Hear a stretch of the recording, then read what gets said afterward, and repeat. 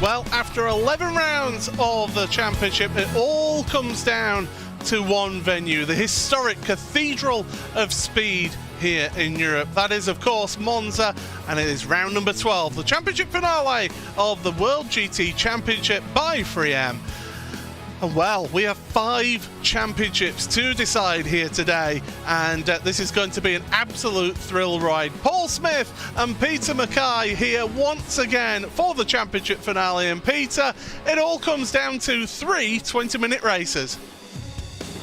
It's all come down to this. It's going to be an absolute thriller tonight, Paul, with 3 championships to decide. Very exciting, but most exciting of all, you've got your blazer on, so it must be a special occasion. Well, it's a championship finale, you know, so you got to get suited up, that's for sure. But I mean, what a thrill ride it's been throughout the season. As we'll have a look at the schedule for this season. Started off all the way back in July at Phillip Island, and then we find ourselves here at Monza. But it's been tremendous, hasn't it? It's really been superb, and the choice of circuits as well, absolutely top marks. And I mean, an endurance race at Belle Isle, that was something I've never seen before, and it was very, very cool as well. But sprint races at Monza, oh, very tactical, of course, Monza, but there's a lot of drivers that have got ground to make up, so maybe that'll go out the window. Well, certainly that was the case, but let's have a look at how the point standings are at the moment then. And these are the different championships that we will see. So for the pro standings then, it's Ross McFarlane leading David Baker by 91 points. Your reigning champion Ross has got a nice comfortable margin. Phil Dennis then just 17 points behind him, with Kai Koshube a further 9 points back from Phil. Then the rest of your standings, Aaron Rose, Matt Turnbull, Alex Neller, Josh Thompson, Michael Evdoka and Chris Wood round out your pro standings.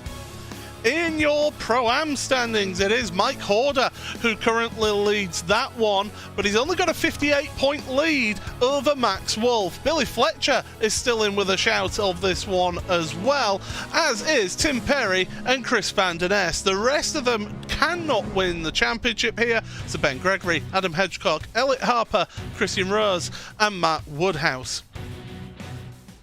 Then in your AM standings, this is the closest of all the championships here of your drivers' standings. Paul Webster then leads this one by 12 points over Ryan Hamilton, and those two have been really up there all the way through the season. Don't write out Andy Archer and Tom Stevens yet. They've still got an opportunity, with John Roberts, Michael Blake and Lee Berridge all mathematically still eligible and capable of winning the championship. We'll get on to why Michael Blake can't win the championship in just a few moments. And then the rest of it, Ward, Byram and Whitehouse rounding out the top 10. In your point standings, again, it's incredibly tight here, because Pure Sims Esports only lead 3M by Williams and XBS by 82 points. The Pure Sims with Craig Setup Shop then are just a few points behind them, 17 behind, with Luxem 24 esports for the pros out of the running. For your Pro-Ams, Boosted Virage and Evo SR just 16 points between them, and don't write out Three Spires Motorsport out of the Pro-Ams as well. Simmortal have an outside chance of getting the Pro-Am Teams Championship. But, well, Peter, we've got a number of drivers who have won championships previously. David Baker, of course, won the inaugural championship of the World GT Championship. I think he would love to win this to give some nice symmetry to being the first and winning the 10th season of the championship. Of course, we've got Ross McFarlane, who won last year. He's got the possibility of being the first back-to-back champion here in the pro standings. Mike Horder, he's won a Pro-Am championship in the past. So there's people with history of winning championships here who are in that fight again. I think that experience of how to get the job done is very important. We see it all the time. I mean, look at the Formula 1 championship at the moment. That's probably the biggest asset in Lewis Hamilton's armoury, is that he's done it many, many times before, and he's in that winning habit. It's Verstappen that's got it all to do. This is exactly the same, where you've got drivers who have that experience of getting it done, and that's critical. That really helps you to relax in these very tense situations. Well, I did mention about, unfortunately, one of the drivers in the AM Championship who can mathematically still win it won't actually be able to win it because he has been banned for this week. Michael Blake, you may recall, towards the end of the second race last week, had an incident, got involved with each other, ended up being nose to nose, like Denny Hamlin at the weekend in the NASCAR Oval race, and, well, the admins have been quite firm and decided that he has caused an infraction or has led to a further infraction, which has meant that he's banned for this week. Quite a stern penalty, I feel, but I think the admins are trying to set the stall out that, hey, at the end of the day, it's all about clean, fair racing here. I think it's very important to do that. There has to be a deterrent to poor or dangerous driving. It has to be, because as soon as the drivers know they can get away with it, it just becomes a complete free-for-all. And that's not what you want, and the admins have done the right thing there by taking a hard line on aggressive or dangerous driving. And yeah, NASCAR is one thing, as you say, Denny Hamlin and Alex Bowman, but this is a different matter, and yeah, not on. Well, for the first time tonight, it's 3 20-minute races, so let's give you your starting grid here for the World GT Championship by 3M. And as the music plays, that means one thing.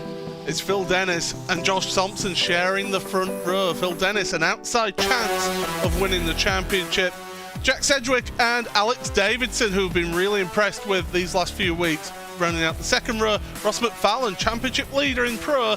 In the third row of the grid with Billy Fletcher, a leading AM driver on the grid in fourth place. Fourth row, we'll get there eventually. Michael Avdoka and David Baker, his second place pro driver in the championship. Matt Turnbull and Adam Watson on row number 5, with row 6 being Ashley Finch and Ross Nicholson. Aaron Rose and Mike Horder, your current leader in the Pro-Am standings, down in 14th place, with Chris Van Der Ness and Christian Rose. Elliot Harper and the AM Championship leader, Paul Webster, in 18th place. Row number 10 for Ryan Hamilton, his championship rival, right on the next row. Max Wolf then alongside him, with Andy Archer and Brian Loynes on row 11. Jason Dilworth, Pete Howard on row number 12. Row 13 for Ben Gregory and Chris Wood. Tim Perry and Mark Woodhouse, row number 14, with Adam Hedgecock and Tony Draper rounding out your top 15 rows. Row 16 for Lee Berridge and James Whitehouse, with Matt Byrne, Brendan Stacey, Nicholas Salapoutis and Toby Ward. Then John Roberts, Alex Neller, Morgan Butler and Simon Field on row number 20, with Jeroen Kaiser and Simon Neller.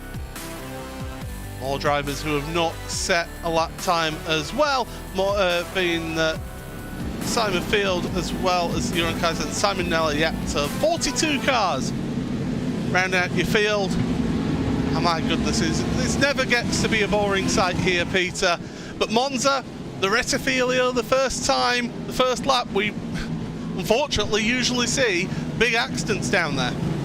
We usually do, but what we also see is really good respect normally in the World GT Championship in the early stages of racing. Now, that is sometimes where we have the feature in endurance races. Will a sprint format make that a little bit more fractious? Well, we're about to find out.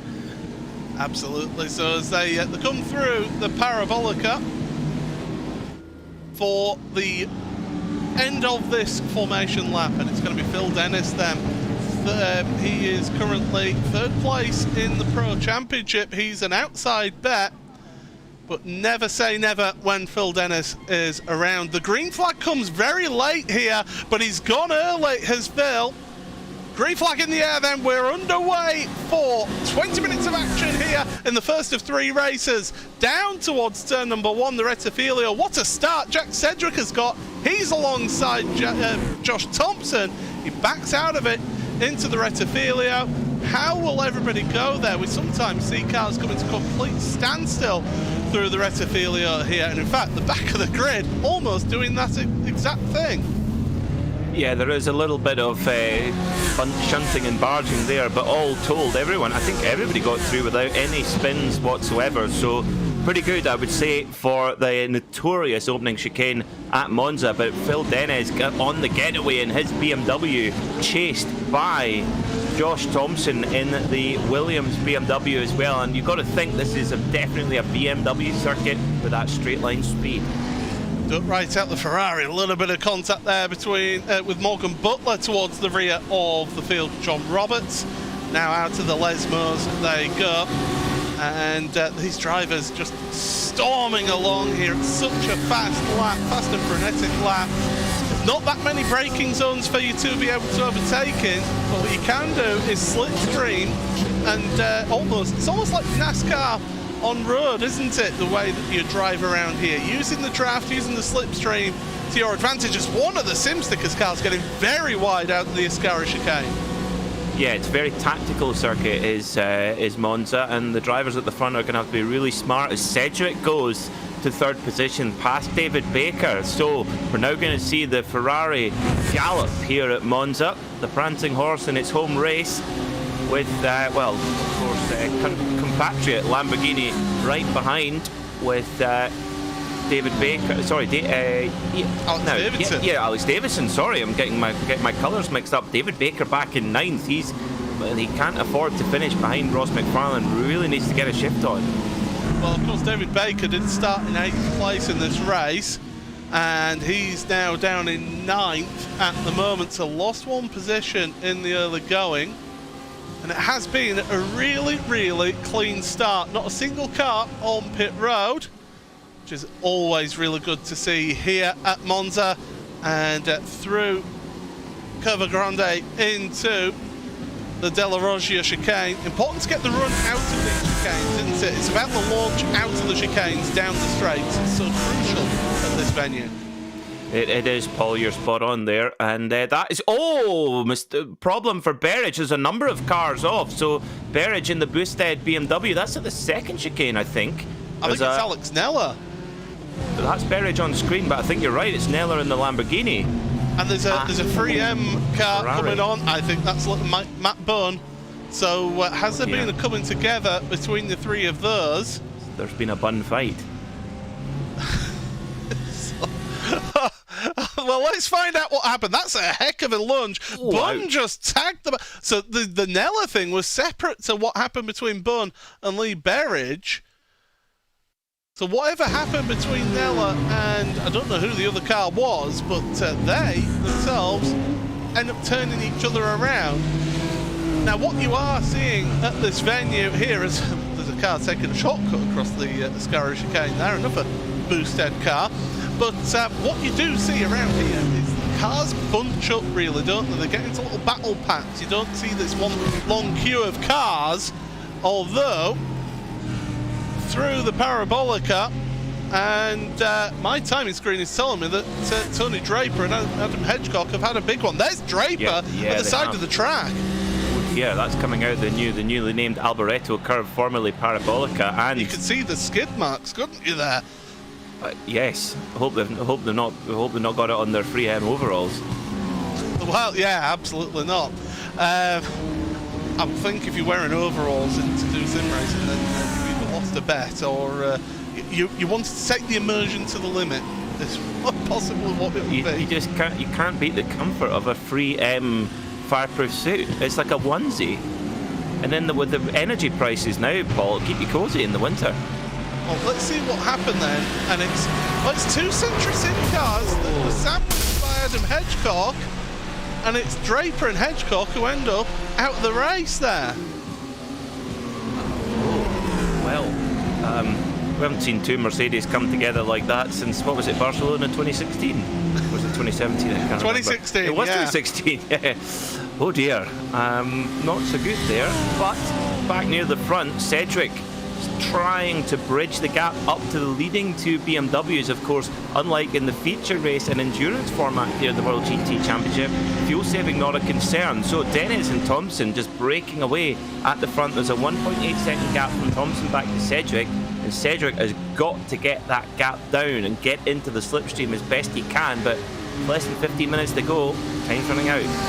Yeah, the races go thick and fast here on a sprint night as we're looking back towards Alex Davidson, with Ross McFarlane right behind him and Michael Evdoka. Now, Davidson is technically a privateer, although he is in the Craig Setup Shop livery.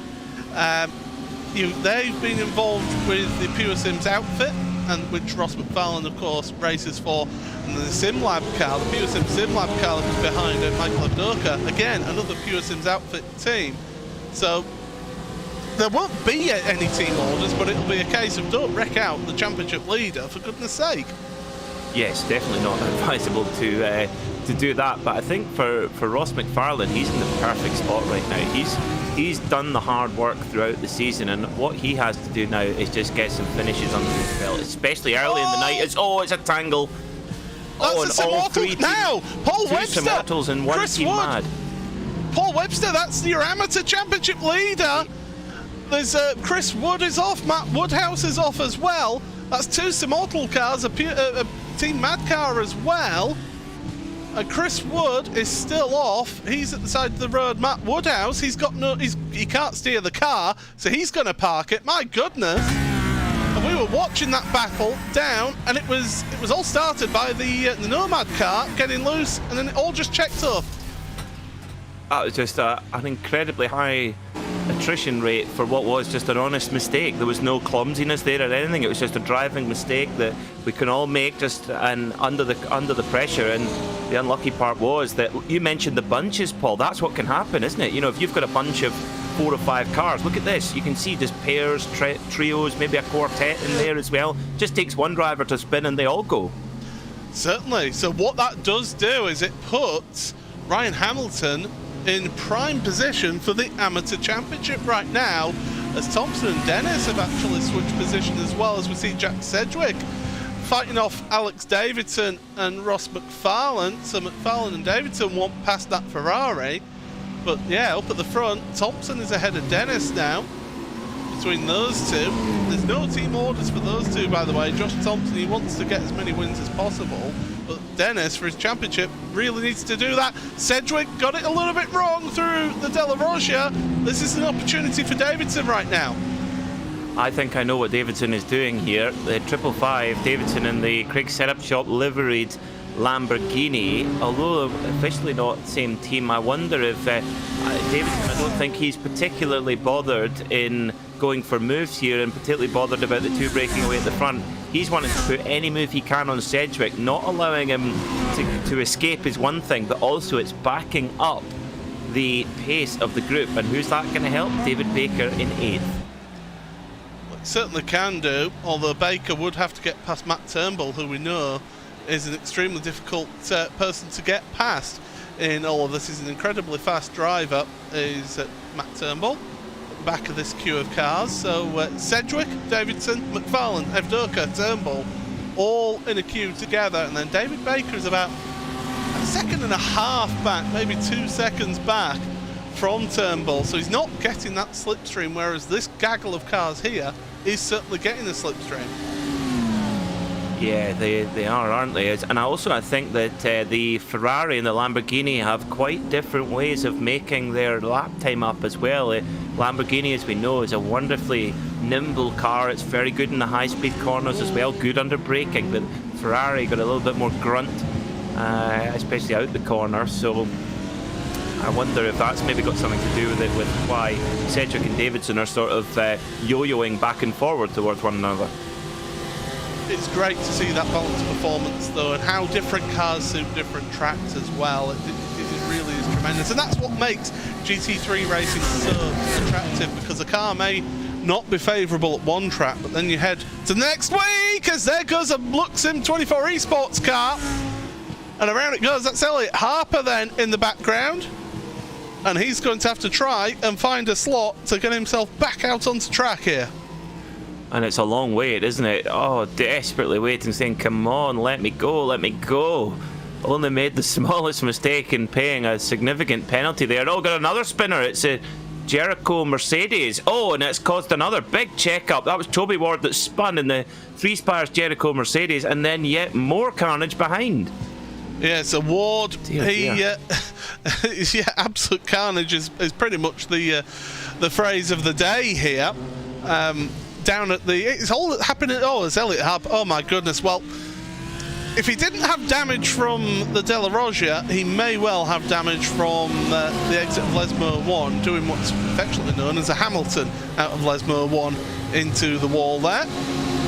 There's still this battle for third place is ongoing here, Peter. We're halfway through the race, and Thompson and Dennis as well fighting away. Well, the only two drivers that can stop them, stop the win here is Thompson and Dennis. The only thing that could stop them is a tangle, but they're racing pretty hard at the moment, and with 8 minutes and 47 seconds to go, they've got 4 seconds back. They can afford to have a bit of a battle, and I wonder if that's what they will do. Of course, they have been working together throughout the season on setup, etc. But let's see how cooperative they are in this meeting. Mike Horder, we see on the right-hand side of the screen there, currently finds himself in 13th place, the Pro-Am. He is the second-placed Pro-Am in the race, but he's currently the championship leader ahead of Max Wolf, who's down in 19th. So 13th for Horder, 19th for Max Wolf. Worth pointing out then, so it's Thompson, Dennis, and then Sedgwick, the top three in your pros. As I say, Pro-Am is led by Billy Fletcher with Mike Horder and Ross Nicholson, then right behind Horder in third place. In your AMs, your top AM is currently Ryan Hamilton, second place in the championship, finds himself in 17th place, which is an outstanding position to find himself in. James Whitehouse then 23rd overall is the second place AM, and Andy Archer 25th for third place in the AMs here today. Paul Webster, championship leader of AM, down to 32nd after that incident down at the Della Roggia. So it shows how championships can just change in a moment's notice. Yeah, they can flip on their head, and you know, we've got two other races to go today with reverse grid to play into the factors as well, so that could throw a lot of spanners in the works as well. Phil Dennis back to the lead then, goes past Thompson, and with 7 minutes to go, can he keep the Williams driver at bay? It almost seems, Paul, that if you, as long as you can just, you don't make a mistake coming out of the Alboreto Parabolica, you can get a draft and then make a move down into turn one. That's certainly with these two drivers at the front, both running the BMW. I will say that they could have named any corner after Alboreto, because Michele Alboreto is a legendary driver who deserves a corner to be named after him. Oh, that's a big moment there for Brian Lyons. He's got around. Got a touch there from him too, but kept going. Yeah, Van der Ness, as you say, got that little bit of contact to the rear. He's kept going. Lyons nearly wiped out his teammate as well in all of that. So, yeah, high drama all the way through, as Ben Gregory, who's had a spin. Yes, it's a spin. Yes, it is. Three Spies Motorsport driver, back up and away for him. Yeah, they could have named any corner after Michele Alboreto around here, as that Team Madcar Adam Watson runs very, very wide. That's going to leave David Baker the space to go past and the momentum. Yes, it will. Yeah, coming out of the Ascari chicane up towards Alboreto Parabolica. And yeah, just struggling a little bit to get back up to pace there. It's the 99 of Watson, but that does give Baker a little bit of clean air. But look at the gap back to those ahead, and in fact the battle for fourth appears to be, appears to be really igniting as they come down into the turn one chicane. Oh, Cedric's giving it as good as he gets there.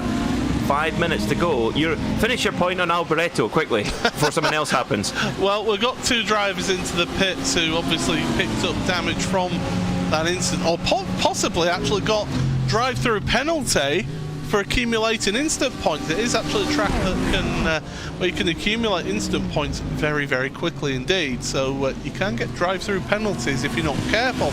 But yeah. He deserved a corner, absolutely deserved a corner for a driver of his talent and an untimely passing. But really, the Parabolica? I know, bizarre decision, really bizarre. But anyway, it is what it is, and I can tell you that we've got battling throughout the field. So you've got that battle for third place. on the left-hand side of your screen, which is Jack Cedric, Alex Davidson. On the right-hand side of your screen, you've got Maxwell, Pete Harrod, and Ryan Hamilton.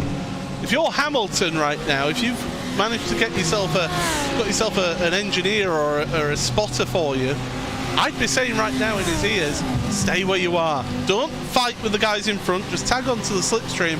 You're in a very, very strong position towards that amateur championship as Davidson down the inside into the Alboreto Parabolica. But now Cedric is going to get the run out of the corner. If he had the standard BBC Middle England F1 crew chief, he would be going, good job, good job, good job. Okay, we are okay. Well, what we are seeing is Cedric getting that run. I was right though, wasn't I? He got the run out of the Parabolica, and that's what you need to do. Side by side into the Retafilio, and that's going to bring Ross McFarlane into this now. McFarlane, if he could get it right, can sneak in behind Davidson, but no, Cedric has played it right. Next to no room given between the two cars. McFarlane needs. If I was McFarlane, I would be backing off. This has got an air of inevitability about it between Davidson and Cedric. It looks like this could end in tears very quickly, and Ross McFarlane will have no time to avoid it. He's obviously seeing all this going on. Look at that. Let's hear that. Literally pulling out the throttle, letting St. Michael Evdoka. If you want a closer view of those two maniacs, then be my guest. I'm just going to pull back. Ross McFarlane, all he's got to do is he's got to do an R Sutton here, doesn't he? He just needs, and by that I don't mean crash like he has done in the World GT Championship. I mean win championships. He doesn't need to get involved in this. So just step back, drive within himself, and he's ahead of Baker. So that's all he needs to do. But he is behind Dennis. And Dennis, he came into this round 108 points behind, did Dennis, but there's 201 points available as a maximum score. Dennis does have the fastest lap of the race, so that's some extra points going his way as well. So Ross, he can't afford to be too careful, but at the same point, as his point made there, he can't really get embroiled in a battle that's going to end in tears. No, that's the last thing you want to do with when you've got championship aspirations. And now McFarlane's in a very comfortable position because he has his teammate Turnbull, the 64 Lamborghini, to give him a bit of rear cover as well, so he can just nice and easy. A minute and 45 to go. Why take the risk? No need to. Just let Cedric in. There you go. And the contact. There you go. You're like Peter the Sorcerer. It was you said it was almost an air of inevitability, wasn't it, between those two? It was the slightest of touches in the left-hander part of the Retafilio, and Cedric will be slightly aggrieved by that, I feel. Yes, quite likely. Yes, I think he will. It's harder than you think. Yeah, Evdoka took some damage from that as well. At least they didn't end up on top of each other at that corner. Well, true, yeah, absolutely. What that could mean for Evdoka is that he's slower down the straights, and that could actually give Ross McFarlane the perfect opportunity to get even more positions here. It could, yes. I think Evdoka's car will be walking wounded after that. Yes, look at that. Quite a lot of bodywork damage on the front right. That might have bent the steering slightly, which is going to be pretty off-putting. Here comes McFarlane, right enough. Straight line speed advantage and just blows straight by Evdoka. So Evdoka walking wounded. That's allowed Davidson to escape to a pretty comfortable spot in third position. So McFarlane, as we know, we call him Mr. Endurance because he's so good in that format, and that takes real sense and patience and discipline, and he's showing it that he's got the full set of attributes here in the sprint format. Just played, he could see what was happening there and played it perfectly. But we are going to get one more lap here. One more lap to go in this race because the leaders have crossed the line before the clock strikes 0, which it does round about now. So yeah, one more lap to go here in this race as now Turnbull with that higher top speed, but he's backing out of it into the chicane. That's actually allowed David Baker to close up a bit to the back of Turnbull, but I don't know whether he'll be quite close enough to make up another position, but up to 7th for David Baker. Ryan Hamilton is on pit road right now, and he's having to have a stop. Something has happened here because Jason Dilworth is also on pit road. Don't say that they haven't put enough fuel in the car. Oh, surely not. Oh no, surely not for Ryan Hamilton. The car looks absolutely perfect, but that might be because he's had his fast repair. Well, what this means is Ryan Hamilton now is behind Paul Webster, the man who he was fighting for in the championship, in the AM Championship. Oh, Ryan, if it is fuel, can you believe the disappointment behind the wheel? Ryan Hamilton's hit such a rich vein of form in the last couple of rounds. Oh, Paul, I really hope it's not fuel, because that would just be so disappointing. But here we go. It would sting, yes, very much. Well, at the front of your field then, they have been a class apart of these two, Phil Dennis and Josh Thompson. They've even fought against each other out there on track, but they're coming out the final corner now, and Phil Dennis, well, it seems like I'm on repeat here, because he's a winner once again in the World GT Championship. The 3M by Williams in XBS driver takes victory here in the opening sprint race, with Josh Thompson in second place. Alex Davidson will come across the line in third place. Michael Evdoka, Matt Turnbull, David Baker, Adam Watson, Ashley Finch, and Billy Fletcher then in 10th place is your top Pro-Am driver out there. Your top Am driver is actually Andy Archer. Now, crucial thing for him is that he's third place. Oh, so we've got a close battle with Max Wolf there across the line with Pete Harrod. Andy Archer is third placed in the AM standings, 75 points behind Paul Webster going into this round. He's just finished in 19th place. Paul Webster is down in 28th place right now. So that could have some big implications on that amateur championship. That is the closest championship that we're keeping an eye on throughout this evening. No drop scores counting this week, Peter. It means that we know at the end of the night who is champion. That's good for our calculators and our brains, that's for sure, to make sure we can calculate the points on the fly. But what a drive from Phil Dennis under a lot of pressure. Thing is, Paul, we have to. I'm going to have to say it. If ifs, buts, and maybes, but if Phil Dennis had been here for the full season, we could be having a different conversation at the moment. Certainly could. Last couple of drivers are heading across the line right now.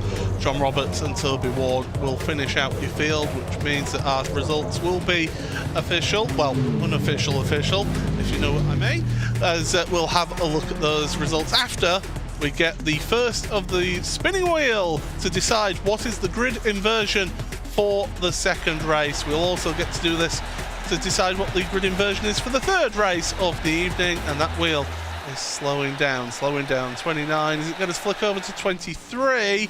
The answer is yes. So we'll get you that pole position sitter in just a moment, because here are your results then in the World GT opening race of the night. There's two more races to come here, everybody, so you do not want to miss this. But it's 3M by Williams in XBS 1-2 then for Phil Dennis and Josh Thompson, with the privateer Alex Davidson third place. Ross McFarlane, your Pro Championship leader, getting a really good result, fourth place, getting himself some solid points ahead of Michael Evdoka, Matt Turnbull. David Baker, the second place man in the championship, down in 7th place, ahead of Adam Watson, Ashley Finch, and then the top Pro-Am driver, Billy Fletcher. Fletcher is an outside hope for the Pro-Am standings, by the way. Aaron Rose, Jack Sedgwick, then your top Pro-Am, your leading Pro-Am driver in the championship, Mike Horder, coming into this week. 13th place ahead of Christian Rose, Pete Harrod, Max Wolf, Brian Loynes and Tim Perry. Andy Archer, third place in the AMs in the championship, winner in the AMs of this race, ahead of James Whitehouse, his teammate. You just know that there'll have been some teamwork going on there. Jeroen Kaiser and Nick Salaputis, 21st, 22nd. Simon Field, 23rd, and pole position for the second race of the evening. So Boosted Motorsport and Year One Racing sharing the front row of the grid. Morgan Butler just missing out on that, ahead of Alex Nell with Brendan Stacey, Ben Gregory, who had a spin, Paul Webster, who got involved in that terrific battle and an accident between the Immortal and Team Mad Cars, down in 28th, with Matt Bunn and Ryan Hamilton, Nomad Sim Racing, having to do a splash and dash at the end, we do believe. Elliot Harper, Chris Van Der Ness, Lee Berridge, who of course on the second lap had his incident, Jason Dilworth, John Roberts, Toby Ward with Adam Hedgecock, Simon Neller, Ross Nicholson, Mark Woodhouse. and then the final couple of drivers, Tony Draper and then Chris Wood, did not finish that race. Oh, let's get our breath here, Peter, because I mean that race had not the most amount of overtakes happening in it, but it did have some serious championship implications there. That it did, Paul. Yeah, it's particularly Ryan Hamilton. We will find out what exactly happened there, but in any case, that is so gutting for him, because in the AM class, you've really got to fight for those points, and 3-4 places can make such a difference for them. And of course, if you're in that sort of top 20, you're more likely to get a reverse grid, which gives you hope of an even better score in the second or third race of the evening as well. That's right. Yeah, it just has a bit of a knock-on effect as well, and it's the last thing you need for the nerves as well. And I can't imagine if it was fuel for Ryan Hamilton there. Can you imagine, like, you get the call from the spotter, 5 laps, 2 laps, 1 lap. You can see the fuel lights coming on, and you're going, please, please, please. But obviously, just was too risky. Had to come in and take a splash. Well, I mean, the pace of the front two, it must be said, I do think that actually they pushed it to that extra lap, and if drivers have thought and got the calculator out before the race and gone, oh yeah, we're doing this lap time, it'll be so many laps. If you've got 2 at the front who are just walking away from the rest of the crowd, that can just give you that extra lap and put you in a position like we saw there. I think that's exactly what happened, Paul. Very, very good point, because we only got an extra lap by about 8 seconds or so. Yeah. So yeah, that makes sense, because Dennis and Thompson, they were pushing at their absolute maximum. That was a win for a bit of bragging rights, I would think, amongst the two big pros at the front. Yeah. So I've just been, do you know what? I've just had a message through saying 44 litres wasn't enough. So I think that answers our question there. So thank you for letting us know here. The points have been updated for the championship on the standings that we can see. The admins have given us access to the standings as they are. The Pro Championship, both David Baker and Phil Dennis now still within a shout, but it's going to be a tall order for those two, and they need to score more points than Ross McFarlane going into the final race of the evening. Yeah, and that's going to be a tough ask. It's Ross McFarlane is playing this exactly as how he needs to, picking up the points, and he was right there at the front of the field, but made sure to keep himself out of trouble and just played it very, very smart. As long as he's ahead of Baker, then he's okay. But mind you, as we said that, if Dennis goes on a rampage and does a treble, could be getting on the calculators again. I don't know. Is it as easy as we make it out to be? I mean, it is. Looking at the spreadsheet that I can see here, so Ross McFarlane's now got a 94-point lead over David Baker in the Pro Championship, and a 100-point lead over Phil Dennis there. So Dennis is gunning for second place here, if nothing else. If he doesn't win the championship, he wants second place here. Pro-Am, it's down to 3 drivers, Mike Horder and Max Wolf. They're still pretty close together, 61 points between them, although Max Wolf did actually finish behind Mike in that first race of the evening. Billy Fletcher, now he was the top Pro-Am here in that first race. He's on 115 points behind right now. He needs to outscore Mike Horder and to get himself within that final races. He's got to be within 67 points to going into the final race to still have a hope of winning the Pro-Am Championship. So don't write out Billy out of that, but it will be a tall order, that one, won't it? Yes, it will. Yeah, that is tough, because when you're going for the outright championship, you're scoring big. So that if your rival has a non-score, the flip around can be huge as well. When you look at it from the AM perspective, they're the ones that have to really fight for every last scrap, because you're never scoring big, you're never winning outright. So you've got to just fight so hard to get those last points, and that's why Ryan Hamilton just. Oh, I keep going back to it, but he'll be sitting there in pit lane hearing all the other cars going past him, and that's just points just sapping through his fingers. Well, speaking of the AM Championship then, so theoretically still 6 people can win that championship, which is absolutely incredible, it must be said. Tom Stevens, John Roberts and Lee Berridge, they're an outside hope in all of that. They're 113, 114 and 128 points respectively off of Paul Webster. They need Paul Webster, Ryan Hamilton and Andy Archer to all DNF in this race to give them any hope of getting near towards that championship lead. But Webster and Hamilton, 11 points between them. You think we were only 2 races from the end of this season here. That is absolutely incredible. That is going to the end, unless something huge happens in the second race. Andy Archer, the top AM from that first race of the evening, 63 points behind. So he'll be wanting to score more than Webster and Hamilton in that second race there. This AM Championship, it's wide open here still. Absolutely, this second race is going to be really, really critical, and of course this is where we've got a little bit of a mix-up of the grid too, so this is always proves tricky as well, because you're a little bit out of position in terms of, you know, it might be that you've got drivers around you who are normally quicker, who are some are maybe normally slower, and you've got to play that one very carefully. Paul, I can see the cogs turning. Yeah, well, look at it. Andy Archer finished 19th in that race. The reverse grid draw was 23rd. So both Hamilton and Webster both did not get a reverse grid draw there. Andy Archer did. He could be an outside chance at this one yet. This is going, as I say, it's going to the wire is all of this.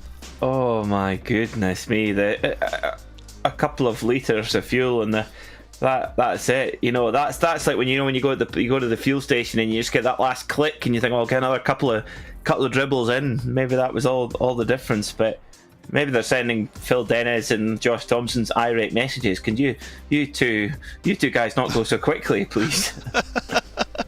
Well, with the reverse grid now, we do get that mixed grid, so we will see drivers not having the leaders won't have the same pace as we saw in the first race here.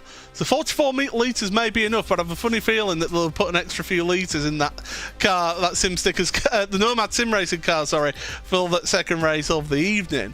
But I mean, the session is just launching right now, so we're getting into there, and we'll bring you the second race in a few moments' time here, Peter. But I love finals day. I love this when we get a championship coming to the end, and when it's 3 championships in the drivers' standings. I didn't point out, by the way, team standings. It's now 15 points between Boosted, Virage, and Evo SR in the Pro-Am standings, and it's 69 points between Pure Sims Esports and 3M by Williams and XBS. So tight. It's tight on the points. It's tight at the pumps as well. I mean, if you think about it, if you're watching and you're thinking, why wouldn't a driver run out of fuel? You know, just put the extra kind of 4 or 5 litres in. Well, when we talk about balance of performance, a 5 kilogram addition is seen as actually significant. A 10 kilogram addition is seen as game over almost in some people's opinions. So, you know, 4 or 5 litres is only about a lap here at Monza. That's it. So you're adding in 4 or 5 kilos roughly. So that's why the drivers, especially in this sprint format, they've got to be absolutely milliliter perfect, and that's the fine margins that even in the AM class is what the drivers are going to. Yeah, absolutely. Now, we've been pointing out all season, of course, that this championship is presented with 3M UK, and we've been showing off all season the brand new... No, you haven't got them, Peter. I have. I know. But we've been showing off all season, and, well, it's remiss of us not to show off once again the product, and I hope that they're paying the league well for this sponsorship time. But 3M, of course, brand new the Sim 21 gloves. I had to look at the gloves to be able to tell you that, because it just went blank. But yeah, they've got brand new product out this year. You can get that on the 3m.co.uk website right now. But here's the glove, Peter. Why don't you tell the lovely folks about the glove?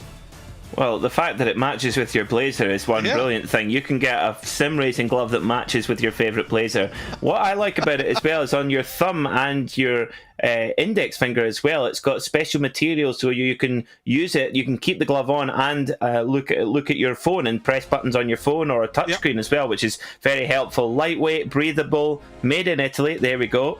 You can see, even operates an iPhone. There you go. And you can have them in lots of different colours, and I'm sure if you ask 3M nicely, they might even be able to put your initials on there as well, possibly. PS. You never know. Of course, we've got the full grip as well across the palm and the fingers as well to get some nice grip on there. Strengthened between the thumb and the index finger as well for where you grab hold of the wheel, so you know that it's going to last as this product as well. And breathable fabric as well. Let's not forget that as well. How is it on the train sim? Must be good for like pulling the levers and if you're on a steam locomotive, that's what you need. I've never used on that, but there you go. So do check it out, 3m.co.uk for information and to purchase your latest set of Sim 21 gloves. Thank you very much to 3M for supporting the World GT Championship, and they've been a very good partner, it must be said, for this championship because of the level of prizes. We've been going on about the championship all evening long, but of course the prizes that are on hand are absolutely incredible, as he says, looking towards his rulebook to find out what the prizes were again, to remind himself. Well, another top pro driver does get a set of boots, custom boots for themselves, Italian leather as well. So very, very nice. 3M boots.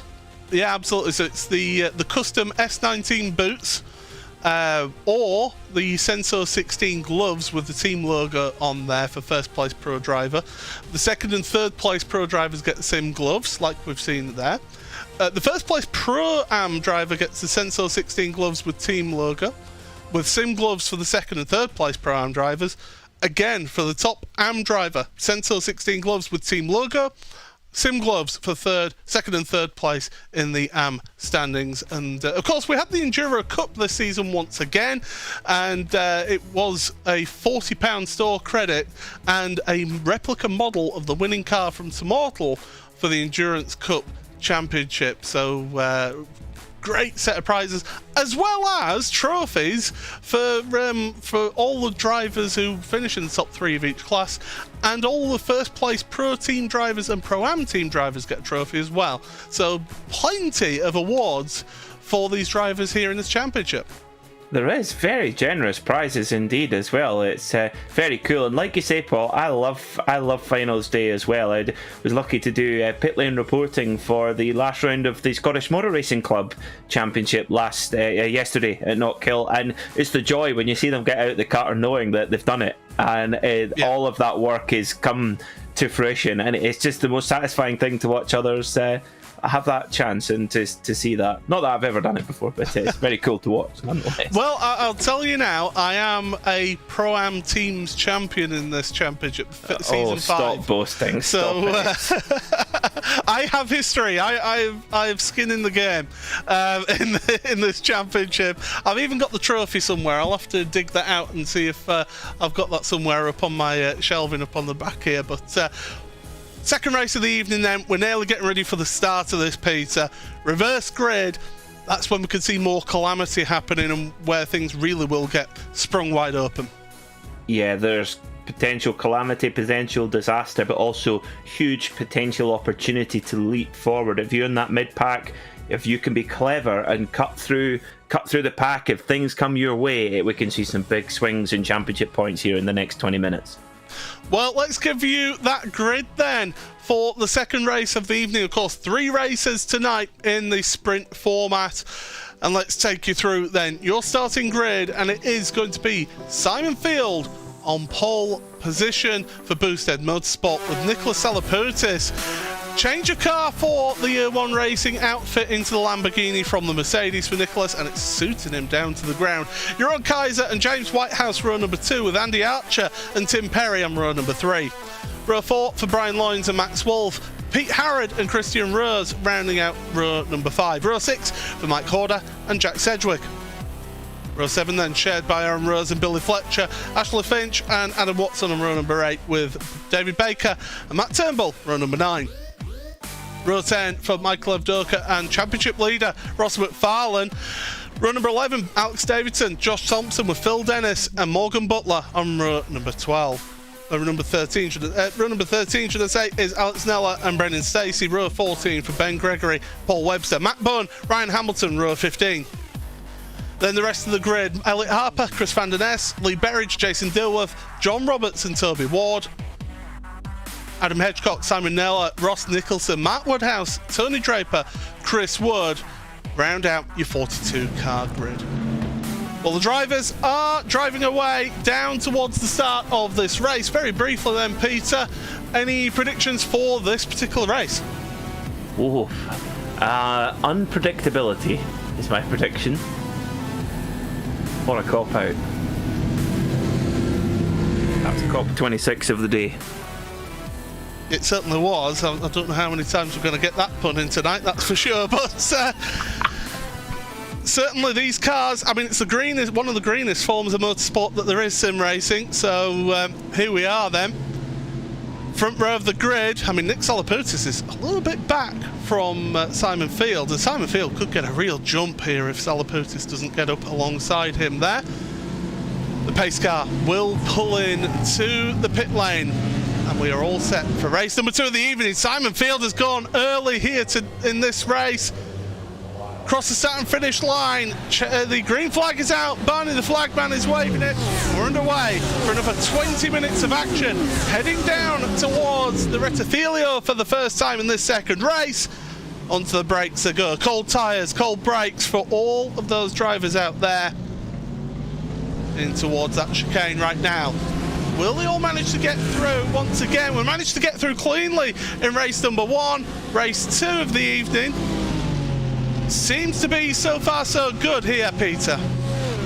Simon Field, he's absolutely gone at the front of the field as well, with your own Kaiser in hot pursuit. Salaputis in third in the year 1 Lamborghini. But yes, it does look like they've... There's a big accident. Alex Davidson is involved in that. There's a SimLab car. I have a funny feeling that's Michael Avdoka, or is it Ashley Finch? It's Finch involved in that as well. Well, drama down at the Della Roggia. Watch your rejoins there, gentlemen. And away they go then. So they are still running, although Finch's car looks very second-hand there. Stay green flag racing, and it's Simon Field who's actually losing out to your own Kaiser. Kaiser in that Porsche has got himself to the front of the field.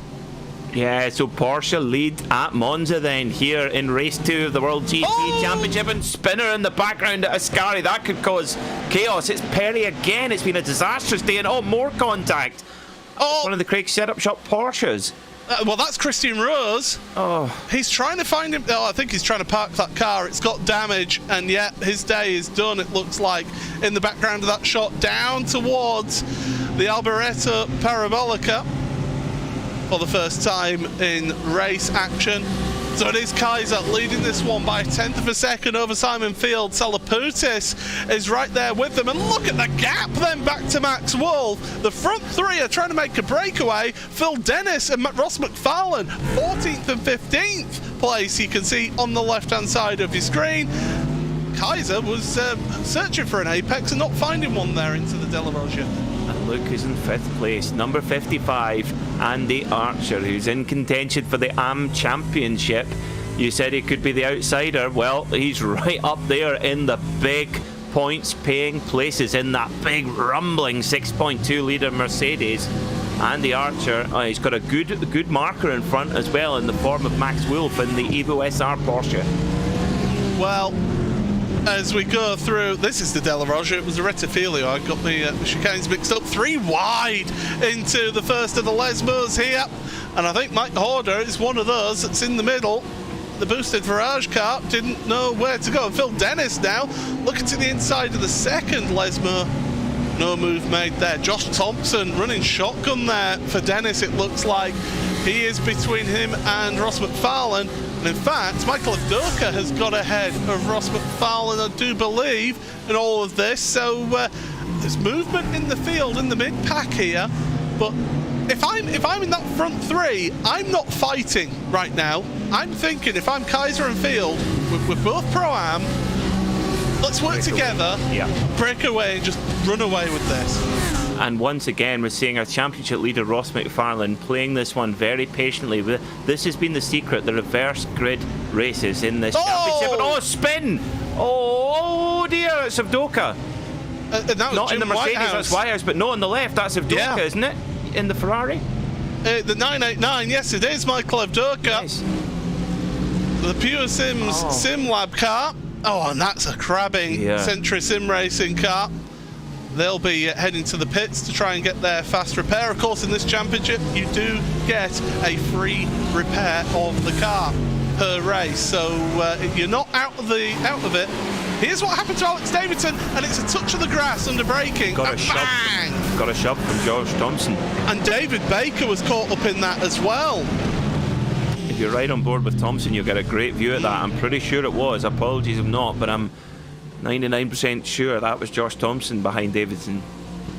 Well, if I'm looking at this right, I think Salaputis and the rest of them are closing up to your leaders right now. I mean, Max Wolf has caught up a heck of a time. In fact, Max Wolf has just moved ahead of Salaputis into third place.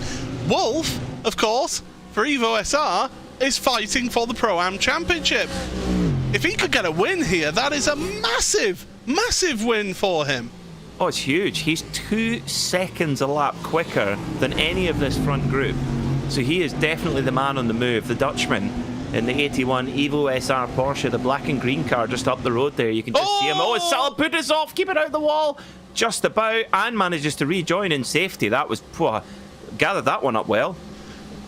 He's not used to being up there at the front, is he? And it can be a bit imposing, a bit demanding.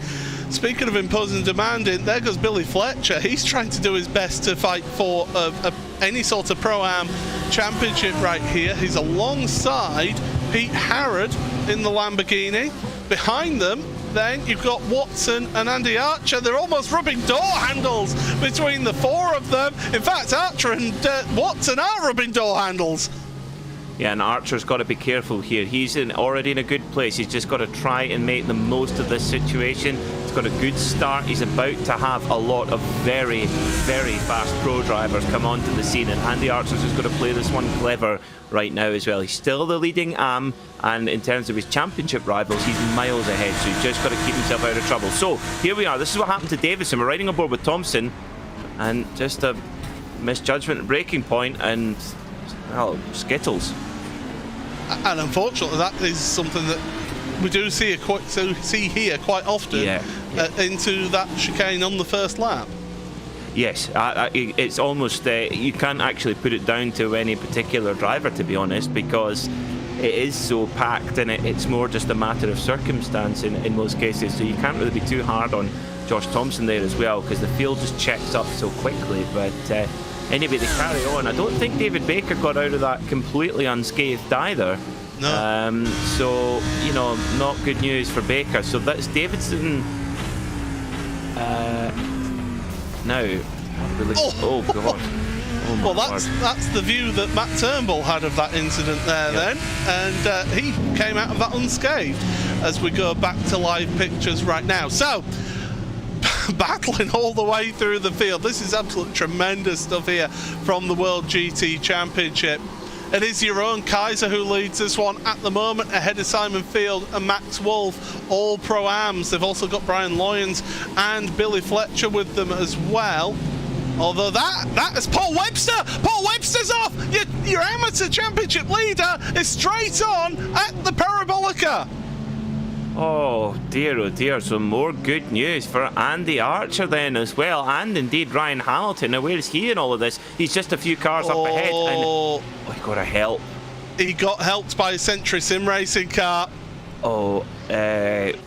Which is that not Andy Archer's teammate? Yes it is. I'm not saying it was done deliberately, by the way, just but adds to the tension. Yes. Well, there will be some cursing going on right there, I do believe, and Paul is one of our drivers who does stream out there. Here's a look at Tony Draper's view. Just If it was contact, it was the slightest of contact. Oh, there was contact, all right. Well, let's have a look at this right now. Josh Thompson is 12th, Ross McFarlane 13th. Phil Dennis with the fastest lap again, up to 6th place. And do you know what? I don't write him out of winning this race right now. He's only 3.8 seconds behind your race leader. No, you cannot write Phil off. I mean, over one lap and in open air, I don't think there's anyone quicker in this championship than Phil Dennis. He's proven that time and again. Things maybe haven't gone his favour in some places, but he is proving his credentials right now, straight up into 5th position. Fastest lap of the race so far. And so in our RaceSpotTV YouTube chat, hello to you all watching. I hope you're enjoying this tense final day of the World GT Championship. Susie Dennis, who I presume is either Phil's sister or mum, I'm not sure, says Phil should be on top of the championship. Well, we have to ask that. We mentioned at the end of race 1 as well. God, Simon Field. Simon Field. Now these cars have got ABS. That was quite bizarre. They have got ABS, but the problem is, I think he just touched the grass. Yes. And the ABS only helps you so much if you touch the grass right there. Yes, true. But yes, coming back to Phil Dennis, it is, it is a case of what if. However, what if Phil Dennis were to go on here and win this race and the next one? Ross McFarlane, that makes Ross McFarlane's job quite a bit more tricky than it might ultimately look right now. So let's keep you up to date with everything that's happening here. So, as I say, it's now Kaiser, Wolf and Lyons at the front of the field, and Phil Dennis is menacingly just 2.4 seconds behind. Feels like it was just last lap that I was saying he was 3.8 seconds behind. So he's gaining time hand over fist over the race leaders right now. In terms of your Pro-Am Championship, Mike Horder is in 14th place right now, getting himself some good solid points. Max Wolf 2nd. He'll be wanting a win, will Max, out of this to really take the championship fight to Mike. In your AM standings, Andy Archer, 13th place here tonight in the second race. Getting some good points so far. Can't afford to get involved in too many battles. The next one in terms of the championship is Ryan Hamilton, and he is down in 21st place. So he's gained 9 positions in this race as Ryan, the Nomad Sim Racing driver. So really, Ryan is on a charge here, and I do believe that he would take the championship lead because Paul Webster is all the way down in 40th place. Do you know what Paul Webster needs for this final race? A full reverse grid. And well, the spinny wheel gives him the takeout. Oh, this is not what he needs though. A bit of 3 wide and a bit of contact there as well. It's Adam Watson, Pete Harris. Yes, apologies. Yes. Oh, that's very. How did they all get through there? Goodness. I don't know. But look at this. Dennis is up there with... Now, why is Lyons the leader? Lyons has made it to the lead. Kaiser and Wolf have fallen behind. And Phil Dennis is up there with your leader. So something has happened at the front. Yeah, Phil Dennis has got to play this one very carefully. He's got way more pace than all those around him, at least a second, sometimes more than that, depending on the driver in question. So Phil Dennis has just got to play this patiently. He's got no danger from behind from any championship rival. So Wolf goes by, goes for the Verstappen line. He is Dutch after. Well, your own's Dutch as well, so they're both Dutch. Yes, and Brian Lyons. It's like, I want the Verstappen line. No, I want the Verstappen line. And Lyons says, thank you very much, I'll take the lead, chaps. He says, I'm having the Jan Lammers line. Now, this, of course, the tension of this championship finale day, Paul, all comes down to the length of the championship. It is, like you mentioned, all the way back in July we got started. Do you know that Monza, from start to finish, was built quicker than this World GT Championship season? 110 days to build this place. I did not know that as your own. Making a little bit of rubbing with Max Wolf. There's Billy Fletcher there. Jeroen's hanging the back end out around the Parabolica. And I think Jeroen's actually heading to pit lane. I think he might have got himself a drive-through penalty out of all of that. Well, where do you look next, Peter? This is just crazy at the front. Meanwhile, Phil Dennis, he's right on the tail of Brian Lyons. Billy Fletcher and Max Wolf, they're tangling right now, and Wolf, he won't be happy that Fletcher's in front of him. No, that not at all. Max Wolf was looking good right there for a moment, but he'll fight hard, that's for sure. He's got that championship to fight for in that 81 Porsche, has Max Wolf. But Dennis now, I think, just ready to pick his moment, going past Brian Loynes, right on his back bumper now as well. I tell you what, like you say, how do we keep an eye on all of this? As Dennis is going to go for the lead here at Lesmo 1. Loynes doesn't fight it too hard, tries to, and pays the price.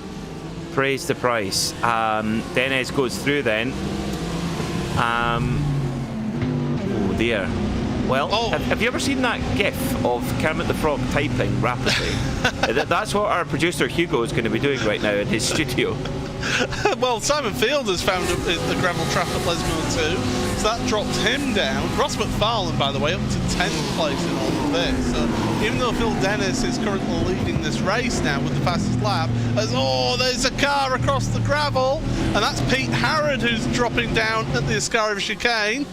It's such a difficult place to try and rejoin safely, is the Ascari chicane. Andy Archer, 13th in all of this still.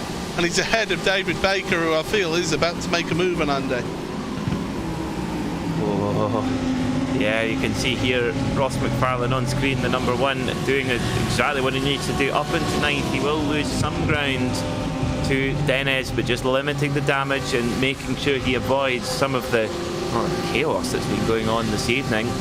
However, here comes Mike Horder, who of course has got a championship of his own to battle for, and he's not going to care a jot what Ross McFarlane's situation is as well. Is he going to have a look? No, thought about it, but McFarlane maybe just getting a slightly better exit out of the Alboreto Parabolica. So 5 minutes to go then. Phil Dennis leads once again here at Monza, and with the fastest lap. Well, Dennis is online for 60 points again for the actual race win. Of course, there are bonus points for the fastest lap as well, so 2 bonus points for the fastest laps. That would be 62. So if he finishes where he is, that would be 124 points for the evening. So that was a very good evening's drive so far for him. But here's a crucial thing: Ross McFarlane right now is getting 49 points in this race in 9th place, as we see the battling on the right hand side of your screen as well. I mean, Ross, he needs to be just 67 points ahead of Dennis and Baker going into the final round of the championship, and well, they're not getting those points. So McFarlane, if he stays where he is and doesn't get involved in anything, doesn't crash out, he is going to be your pro champion. As for the pro-ams and ams, it's anybody's guess right now. Well, that's very, very impressive if Ross McFarlane can close this out, because it's sometimes difficult to keep the discipline when you see a near championship rival clearing off into the distance and for a win. But Ross doing what he does best, just collecting those points, and yeah, it would be a very well-deserved championship indeed. But Josh Thompson, he's not really got to worry too much about the championship. He's just going for the best result he can. And is he going to have a look here on Max Wolf into turn 1? He will do, but he's going to have to go the long way around, the Dutchman in the Porsche. And the Porsche gets great drive normally, but not quite as good as Thompson there as well. The exit for Wolf just about, yes, Wolf just going to get freight trained here by Watson. And look at the right hand side of your screen as well. They were going 3 wide into the De La Rogia there, and Van der Ness has found himself ahead of Morgan Butler out of all of that. It was Simon Field and Elliot Harper as well embroiled in that battle. So battles going on throughout this race here, and that's why we have to give you the split screen coverage, because again, you could look anywhere in this field and you'll find a battle out there. I don't know how we keep on top of it all. It's extraordinary drama here at Monza. Of course, we've had some amazing winners in the Porsche Mobil 1 Super Cup here as well. Larry Tenvord, Matt Campbell, Kevin S, Rennie Raz, Nicky Team. So all the best names have won here in GT racing. And of course, we had a round of the World Endurance Championship here earlier on in the year, where again, Kevin Estre won there too in a Porsche, but it's a BMW out the front in the form of Phil Dennis. And as you see, the 64 Turnbull having a wee look there on Watson, but deciding not to go for it. But Ross McFarlane will coming onto the penultimate lap, up to 8th place now, and exactly where he needs to be. Yep, he's just gained another place going into the Alboreto Parabolica. Finds himself ahead of Brian Lyons, although Lyons is fighting this one back. It's Lamborghini versus Lamborghini, and the Italian mark making itself known here at this final round of the championship. And Lyons, he's just got a nose ahead of McFarlane. McFarlane, you don't need to fight that one. Just slot in. That's exactly what you need to do. Oh, a terse flash of the headlights. We know what Ross is feeling right now. Yeah, tense, I would imagine. This is where you just do not need any form of interruption, any form of distraction. You just need to get that car to the finish line in an orderly fashion. That was contact. There was definitely contact between himself and Lyons, and that's allowed Mike Horder to come around the outside. You're not going to hold the position there, Mike, but Ross finds himself in front again. But yeah, he was flashing his headlights after the Rettifilio, then going into the Della Roggia, got a bit of a hip check. Yeah, that's the last thing that's needed. I can imagine Ross's family, I'm sure, will be watching on the stream right now as well, cheering their lad on. And he has really been superb under the most intensive pressure here at Monza. A sprint format at this very tricky circuit is not easy, and he's kept himself out of trouble. And coming down onto the final tour, he just got a few more meters to go, and he will be the World GT champion for the second time. Well, you say that, but Phil Dennis is just going to reach the flag, and it is going to be the checkered flag then. So Phil Dennis, race winner here in race number 2. It's 2 from 2, but if we look back, Ross McFarlane, 9th place. He will be, unofficially, until it's all confirmed, your pro champion here in the World GT by 3M. Congratulations to Ross for that one. He's done exactly what he needed, a champion's drive, gained 11 positions in that race, and gets himself a fantastic result. Speaking of fantastic results out there today, Mike Horder got himself 10th place, Billy Fletcher 2nd place, the Pro-Am, Maxwell 6th, so that Pro-Am championship, I don't think that's decided quite yet. Andy Archer 13th place. You look down, Ryan Hamilton, the other amateur driver who was fighting for the championship, he's finished in 21st. Paul Webster, back of the pack after that contact down into the Parabolica, 40th place, although we are waiting for the last couple of cars to cross the line before we can give you the results here. But one happy man right now is that man, the 98. Oh, almost a perfect drift there for Phil Dennis. 2 from 2. Can he make it 3 from 3 here in the World GT Championship? But before we decide all that, let's decide who is going to get pole position for the final time this season. The wheel spins. We're not going to get a full grid reverse, which is not what Paul Webster would have wanted. And don't say it's 23 again. My goodness, it's 23 again. Well, let's see those results and see who's found themselves in pole position. It's the Toka wheel, absolutely. Phil Dennis, though, what an evening it is for him so far.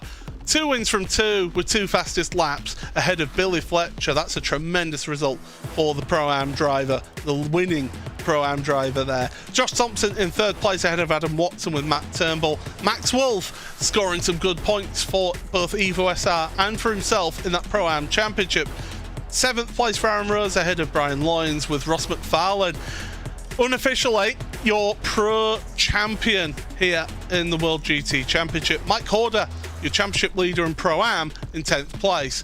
Alex Nella then 11th ahead of David Baker. Andy Archer, he's having a tremendous round here today, and he's got himself a favourable reverse grid draw as well here. Pete Howard 14th ahead of Elliot Harper. Morgan Butler, Chris van der Ness, again Evo SR getting some good points here today. Simon Field started on pole position, finished in 18th place for Boosted Motorsport ahead of Nick Salaputis, and then Brendan Stacey rounding out the top 20. Ryan Hamilton up to 21st then from that race start. He gained himself 9 positions. That will have helped his AM Championship lead. Well, it should give him the lead going into the final race of the evening. Tony Draper, Matt Woodhouse, it's Matt Woodhouse who finds himself on pole position for the final race of the evening. Alongside him is Tony Draper in that Century Sim Esports outfit. Ross Nicholson just misses out on a reverse grid pole with John Roberts and Adam Hedgecock, the 2 Boosted Virage drivers. Lee Berridge, Boosted Motorsport driver, 27th. Tubby Ward, Matt Bunn, Simon Neller round out your top 30. 31st for Tim Perry with Michael Evdoka. What a night for Michael here today. Ben Gregory down in 33rd. Christian Rose we saw have issues on the opening lap. 34th. Ashley Finch got caught up in that big accident the second chicane. James Whitehouse, Jason Dilworth, Paul Webster, that is crucial for him, 38th. It's been a hard night for Paul here today, and he'll be hoping for a stellar result in the final race. Jeroen Kaiser, Chris Wood, and the final 2 who did not finish this race, Alex Davidson and Jack Sedgwick. Well, it has been an absolute thrill ride here in the World GT Championship here, Peter. We've got one more race to go here, but one thing that we can say is Ross McFarlane, your unofficial pro champion. And thoroughly deserved. Really, really well deserved for Ross McFarlane. It's not, through a season of this length, there's always going to be mishaps along the way, but he's bounced back from them. He's minimised the damage when things have gone wrong, and he's just been a constant threat. It must be so difficult to race against someone like Ross because he's just always there all the time, and he's done the job for the second time in a row for Pure Sims as well, and I'm sure Team Boss Sutton will be quite happy as well. Get those boots stitched up. Yeah, absolutely. We'll be delighted with that. And of course, it is a back-to-back championship for Ross there. So congratulations to the Pure Sims Esport driver. Now, if this is the first time watching the World GT Championship, where have you been all season? It's been like this all season. It's been absolutely tremendous. Well, thanks to the World GT Championship, they've given us a little video of what's gone on in the previous rounds of the championship.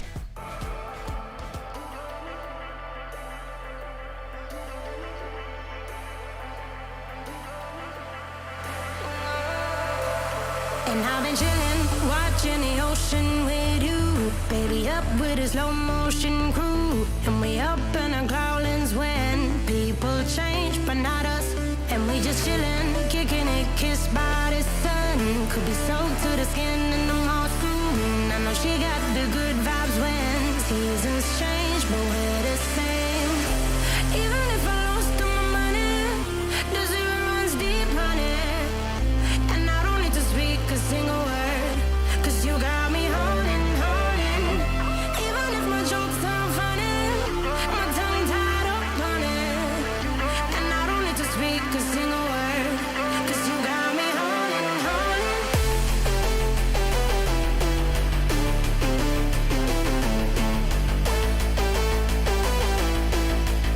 'Cause you got me holding. Even if my jokes aren't funny, my tongue tied up on it. And I don't need to speak a single word, 'cause you got me holding.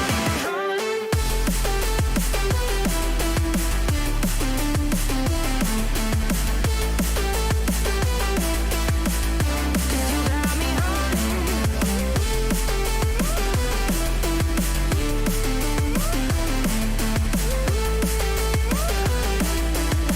holding. Got me holding. Even if I lost all my money, the zero runs deep, honey. And I don't need to speak a single word, 'cause you got me holding. Even if my jokes aren't funny, my tongue tied up on it. And I don't need to speak a single word, 'cause you got me holding. Me up, play me like a bass guitar. Simmer down and mash me up. Tripping like I'm Jimmy at Woodstock. Me up, drumming round and going forward. Shivers down my spinal cord. Oh, oh, oh, oh. 'Cause you got me holding. Even if I lost all my money, the zero runs deep,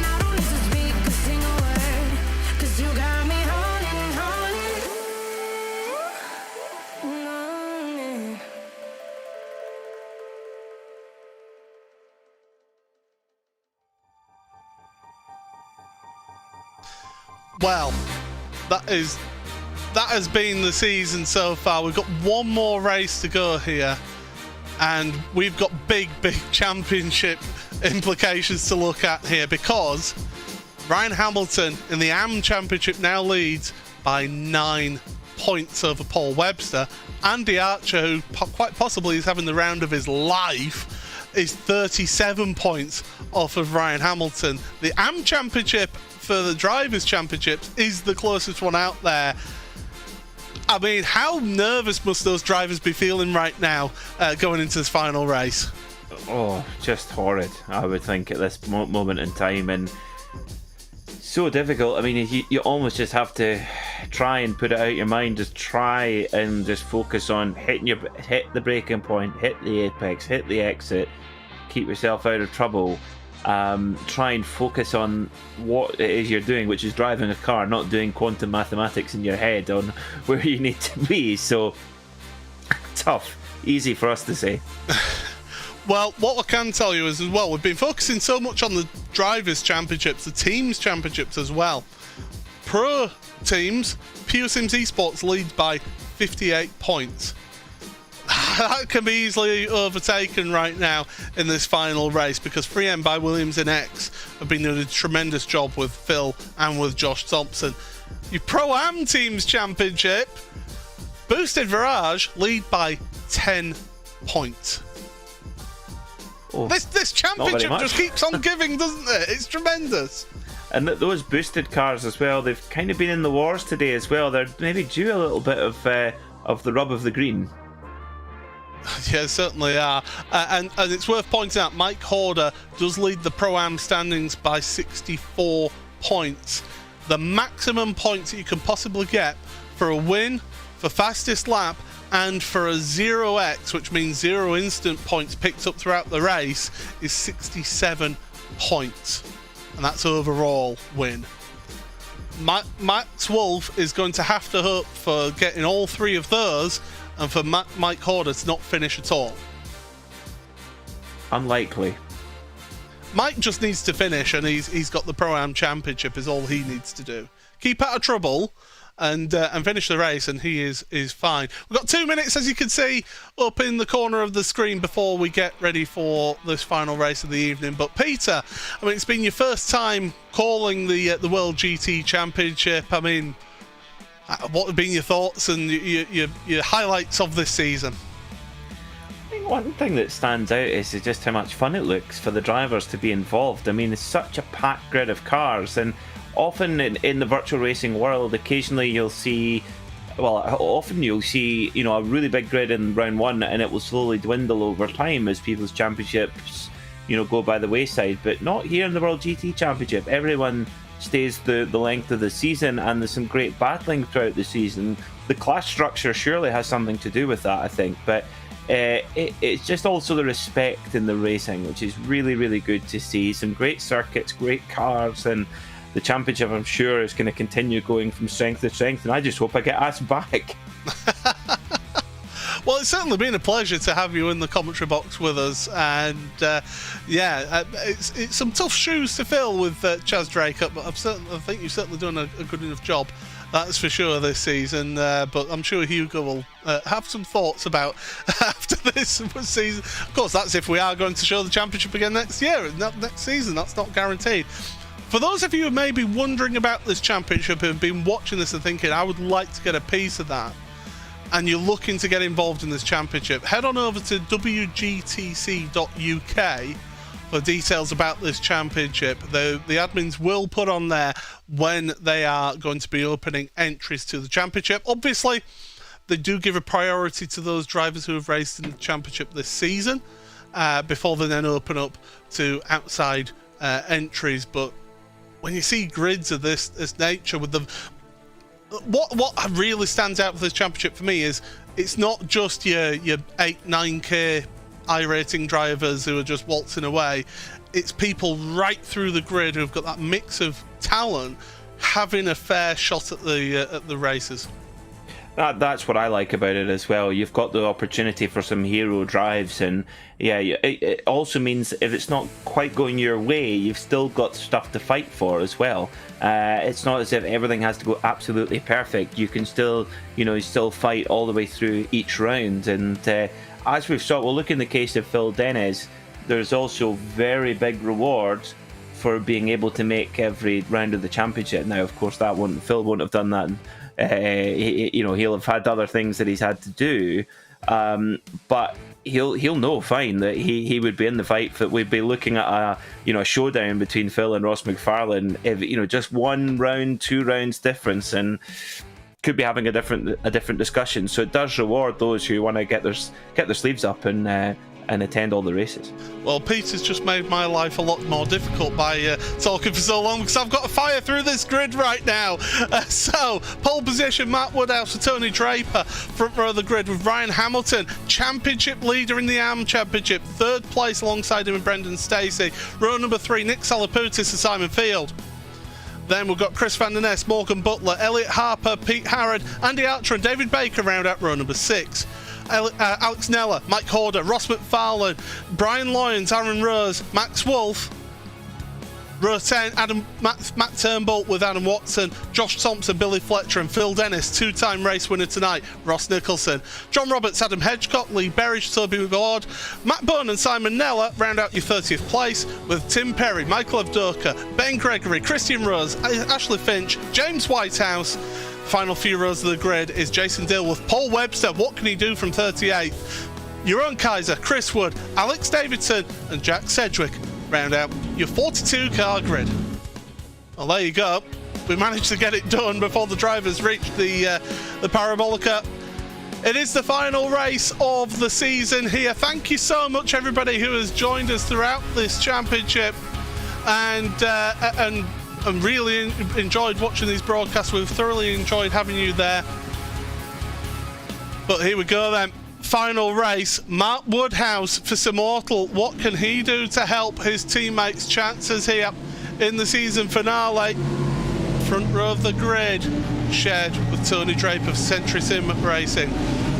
Pace car is into the pits.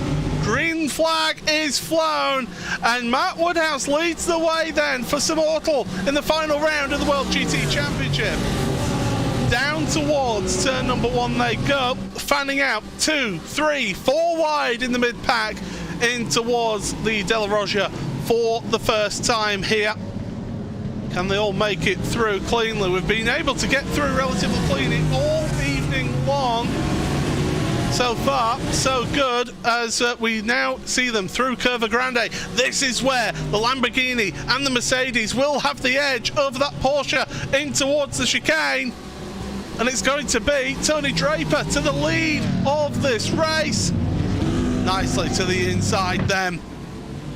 Through the Retifilia, they go, the De La Roja, should I say, they go. Got 1 car off to the side. I believe that's Aaron Rose who's gone off in the background of that shot in towards the Lesmos. But so far so good here, Peter. This has been a nice clean start. It's been superb, actually, indeed, and a great start as well from 3rd on the grid. Ryan Hamilton has maintained that position. Remember, he is going for that AM Class Championship, and the longer he can stay up here at the front of the field, the better, because he's got to try and get a huge chunk of points to try and win this championship as well. So he's in perfect position right now, and just got to try and just play calm in this early stage as it's chaos behind. And that's Mike Horder. That's your Pro-Am Championship leader. We've got Adam Watson bouncing across the track. Is that Ross McFarlane who's got taken out there? It is. My goodness. I bet he'll be glad that he's already won the Pro Championship with that one. Well, that could have easily happened in race 1 or 2. So yes, you're absolutely right, Paul.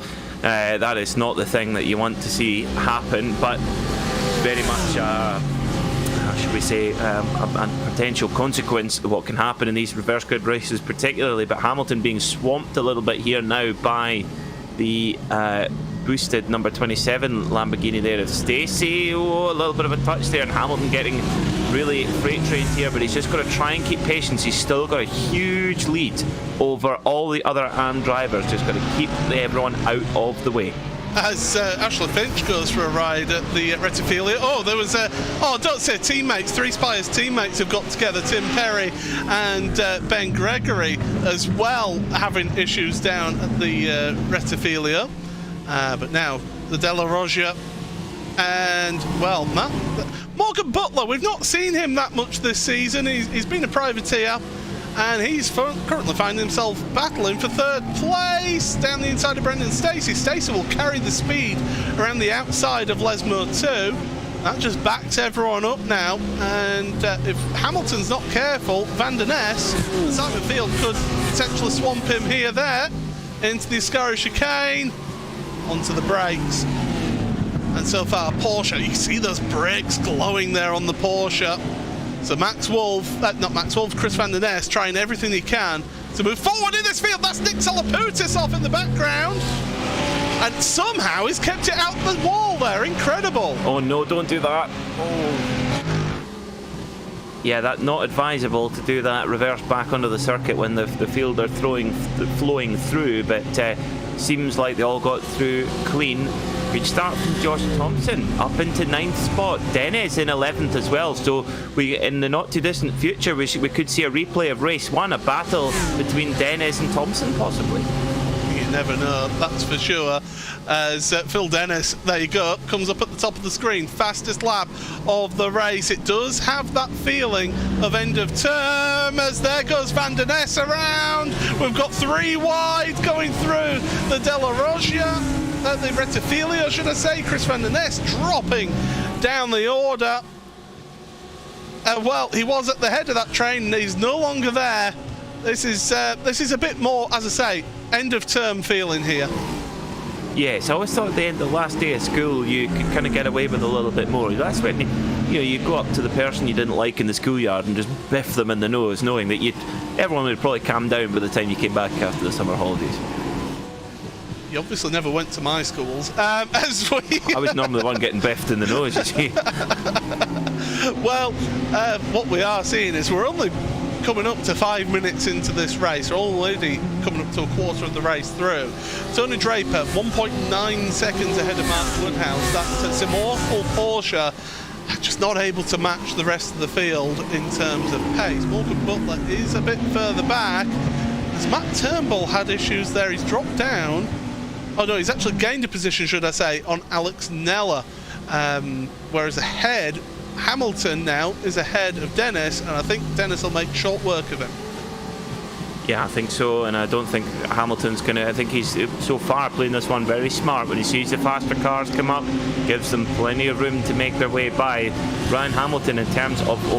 he's really got to think about where his AM-class rivals are. He's got the points advantage. His nearest championship rival would be Andy Archer in 21st position, and then Webster is down in 26th. Now, Archer is 15 seconds back from the leader, whereas Hamilton's only 6 seconds back from the leader. So, time-wise, Ryan Hamilton is exactly where he needs to be. This is all about staying out of trouble, and the AM Championship will be his. I will say, Paul Webster is doing everything he can in his ability to try his best to fight for the AM Championship. He's up 12 places in this race so far, which is absolutely incredible. He's been following Jason Dilworth. Now, Jason Dilworth is a teammate of Ryan Hamilton. I think if you're Ryan Hamilton, it's like, no, you're not supposed to be the blocker for the quarterback. You're meant to be blocking him from moving forward in this one. Yes, well, I think all the teammates of the drivers in contention for championships today will be fully aware of what their responsibility is. And the difference, I think, for those that are watching who are new to virtual racing, the concept of a teammate is very different in virtual motorsport than it is in the outdoor world, shall we say, where often the first person you want to beat is your teammate, and as Adam Hedgecock's gone off in the Mercedes. Well, that's bad news for Boosted Farage, of course, who were only just hanging on to the Pro-Am Teams Championship. So every point matters for them.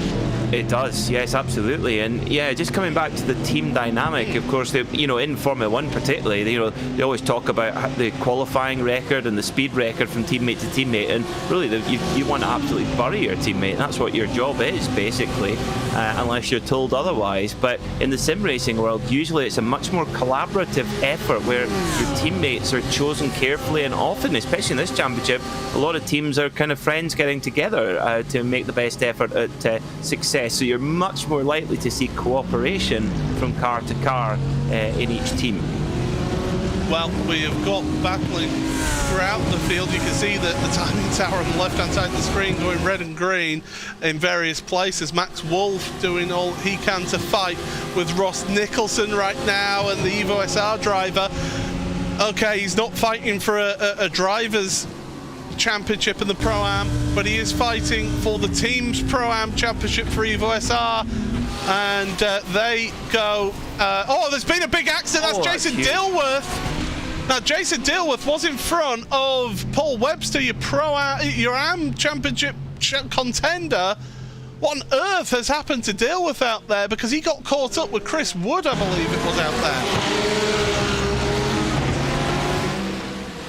So there's earlier contact between Wood and Dilworth, and then they sort of straighten up and then come back together again. And Paul Salapoutis, point of view, but yeah, Paul Salapoutis being the innocent party, trying to work his way through and just getting in contact. And there's our sort of aerial coverage there. It already started, though. Oh my goodness. Yeah, and Jeroen Kaiser, in fact, the other team Mad Car, was involved in that. Here we go then, Peter.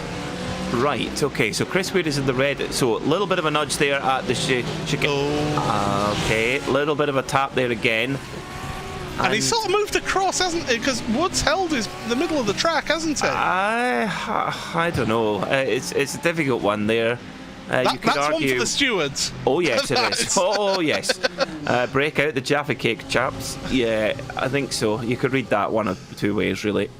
Well, what we're seeing right now is Phil Dennis on an absolute charge, and Josh Thompson followed him through. Contact with Thompson and Butler. That checks up everybody. Merry Christmas, Phil Dennis there. Yeah. I don't suppose Thompson will be too happy about that, of course, because Williams and X, they are fighting Pure Sims Esports for the team's championship, the Pro Team's championship. So I don't think Thompson will be too happy with that. No, no, I don't think he will. And he's not known for being a docile character. Is Josh? He wears his heart on his sleeve. I like to see that. I like drivers that show that they care about what they're doing. But yes, that's a pity, because we really had a grandstand finish on our hands there between Dennis and there he is. He's in front. He's out of this, and that's Morgan Butler. There's been a lot of Hamilton, Verstappen, literally same place, same quarter panel, same everything, isn't there? It shows you how easy it is to do in that opening the chicane. But how often do we see Paul Dennis looking very good at the moment to potentially get a treble? I mean, not often we see a treble in the sprint races. It's a very rare thing, is a treble in the sprint races here. Only a couple of drivers have done that in the past. And well, Dennis is trying to be another one to reach that yard, that milestone. And what's more, he could have, as the top of the screen says, fastest lap of the race is held by Phil Dennis at the moment.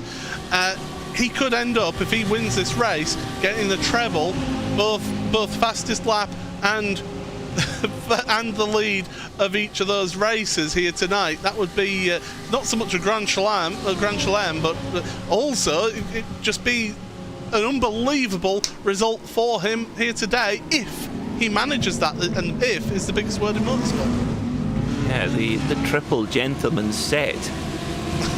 Well, you just have to kind of take a step back and applaud, don't you? Yep, and Dennis lapping significantly quicker than any of the drivers around him. I mean, to be very fair to Mark Woodhouse and indeed Tony Draper at the front, they're in the Pro-Am class, so Dennis and indeed most of his pro colleagues should be quicker anyway. But Woodhouse is doing well to just hang on to the coattails there as well. So now we've got one of the remaining Pure Sims Lamborghini here of Turnbull. Through the Scarry chicane, There's contact in front. Oh, it all checks up. Oh dear. Now it is. Oh God. Was that from lap 1? Yes, it was from lap 1. Be. So that's what happened to McFarlane then in this race. What a way to sign off your championship by just getting battered about on lap 1. I wonder if he might be in the pub by now. Well, he better not be. We want to chat to him at the end of this broadcast. I think he is still running. Yes, he is. He is still running. He's not quite opened up the Tenants Lager just yet. What is it that they normally have at Knockhill? Probably Tenants Lager. Yeah, well, it's that. Oh, oh my goodness. Bellhaven Best. Yeah, that could be it as well, actually. As we're seeing this tremendous battle on screen here now, which is Morgan Butler involved in that one. Elliot Harper, Alex Neller, Morgan Butler, Pete Harrod, Billy Fletcher, as quick as that across the line. And the 5 of them, don't get involved in any incidents now. Phil Dennis is less than a second behind your race leader right now as well, so he is on an absolute charge. He was 1.3 seconds faster than your race leader on that last lap alone, was Phil Dennis. So we could well see 3 from 3 here today, and that would be just unbelievable for them. But we're seeing this tremendous battle now outside that top 5.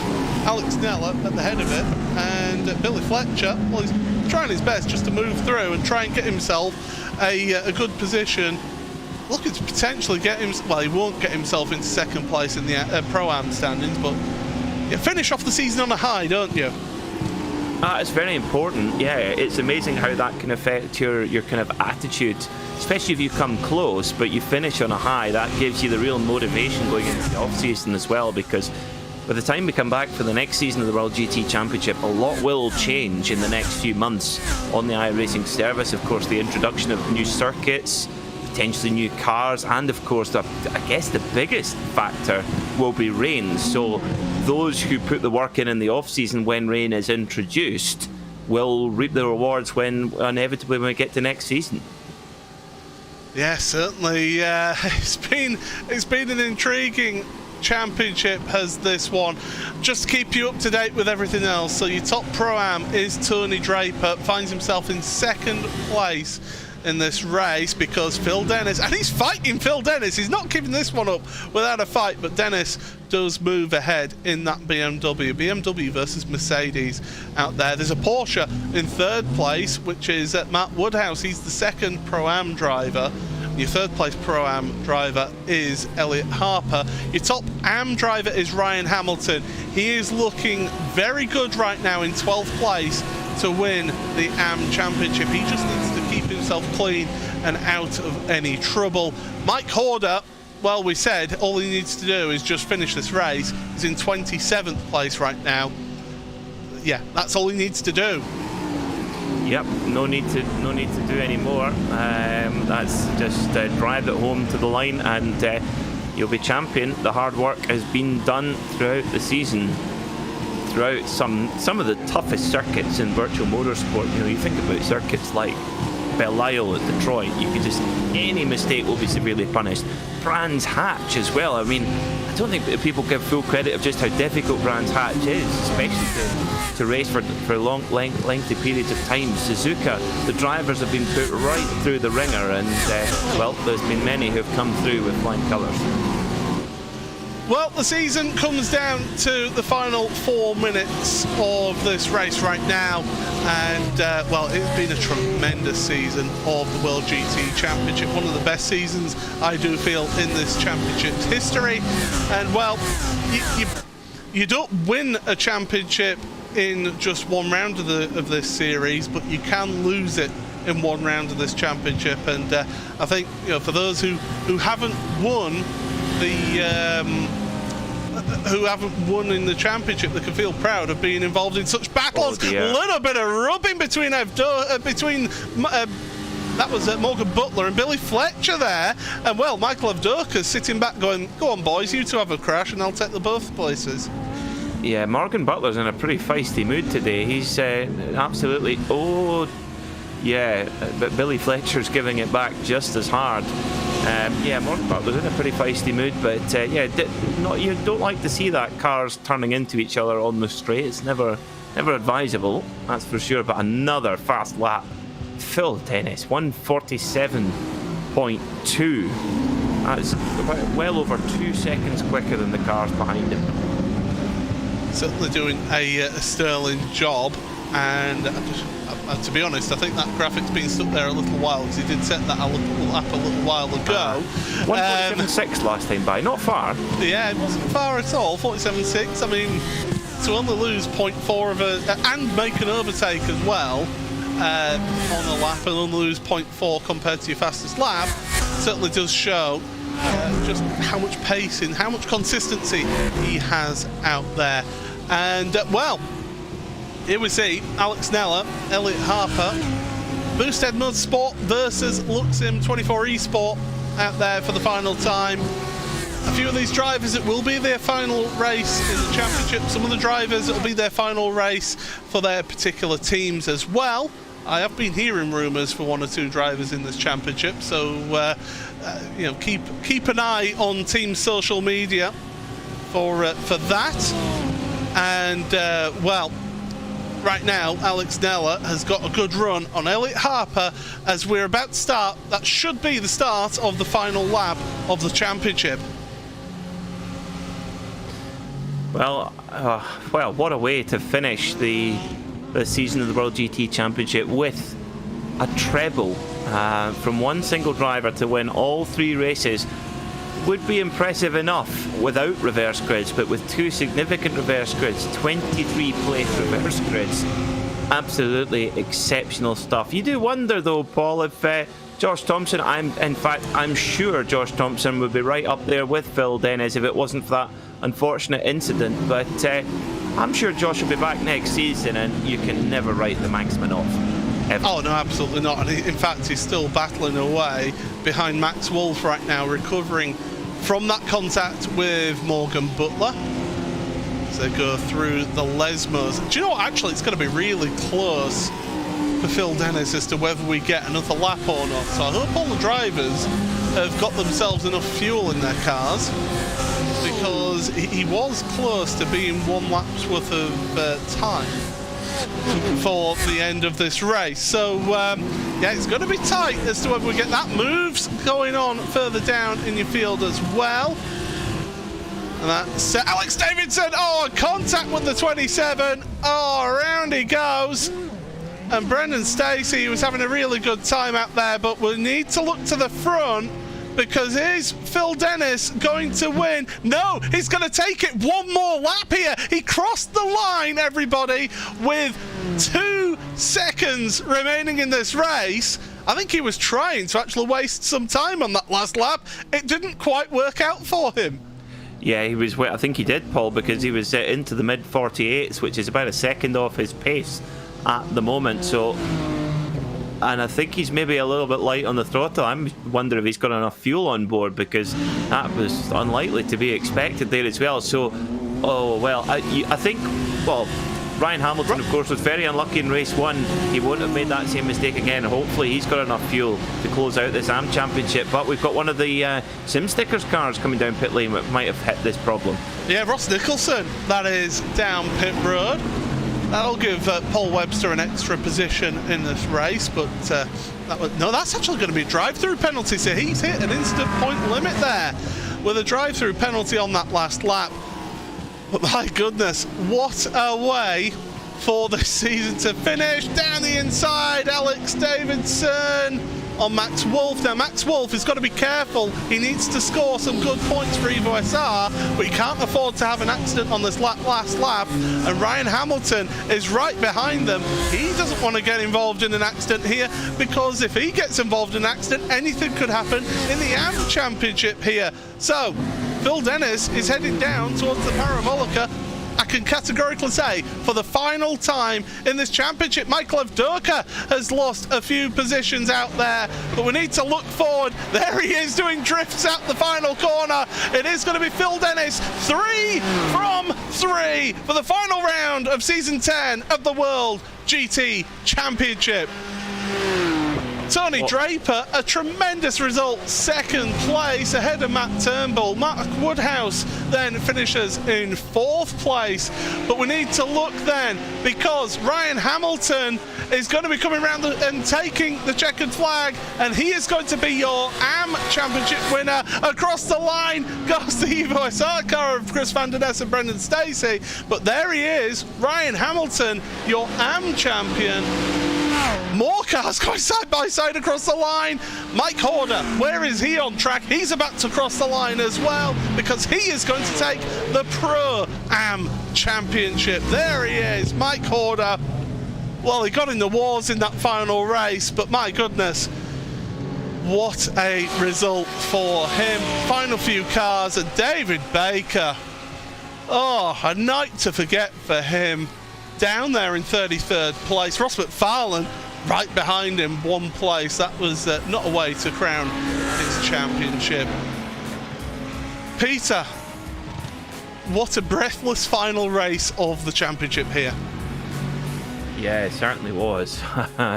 And yeah, always tense when you're looking to crown champions, and we've certainly done so with Ryan Hamilton winning by a pretty slender margin in the AM class, but well deserved. Mike Horder likewise in the Pro Am. Max Wolf ran him so close, and indeed we've got to give a shout out as well to Billy Fletcher, don't we, Paul? Because Billy's had a super night actually.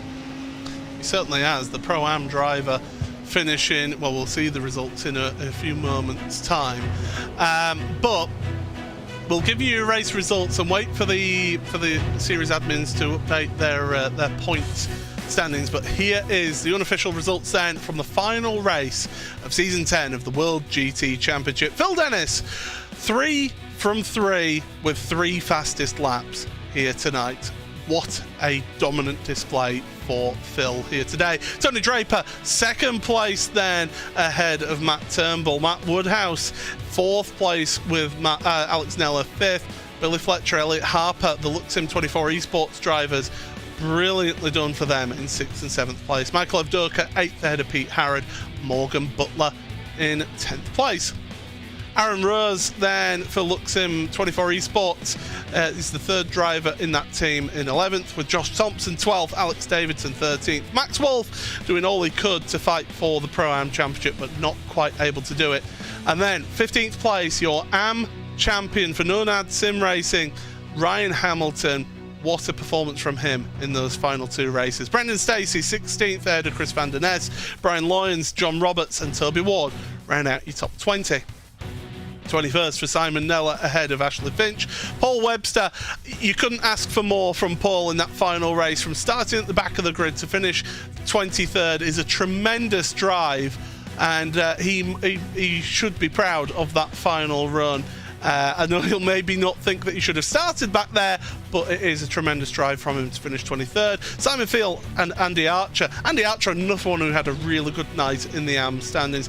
Mike Horder, 26th, is your Pro-Am champion for the 2nd time in his career here in the World GT Championship. Jeroen Kaiser, Adam Watson, 27th, 28th, ahead of James Whitehouse, and Adam Hedgecock rounding out in 30th place. Nicholas Salaputis then, strong final round of the championship for the Year 1 racing outfit in 31st, ahead of Ross Nicholson, David Baker and Ross McFarlane with a final race to forget. Lee Berridge, Ben Gregory, Tim Perry, of course those two actually got together at the first chicane. Jason Dilworth, Christian Rose, who ended up upside down. Chris Wood, who had that big incident out into Curva Grande. Matt Byrne and Jack Sedgwick. Now, we are going to get to speak to a few drivers, but first of all, Peter, take it away with your 3 from 3 races here. Take it away with Phil Dennis. Phil, welcome to the RaceSpotTV commentary box. Very few drivers can say they've done a treble in the World GT Championship, and now you can tell us about that evening. Wow, what can I say? The car was on rails. You know, I just found myself in the right position every single start. It was very chaotic in race 2 and race 3 in the start, and I just had to, you know, keep my nose clean and try not to get involved in anything crazy.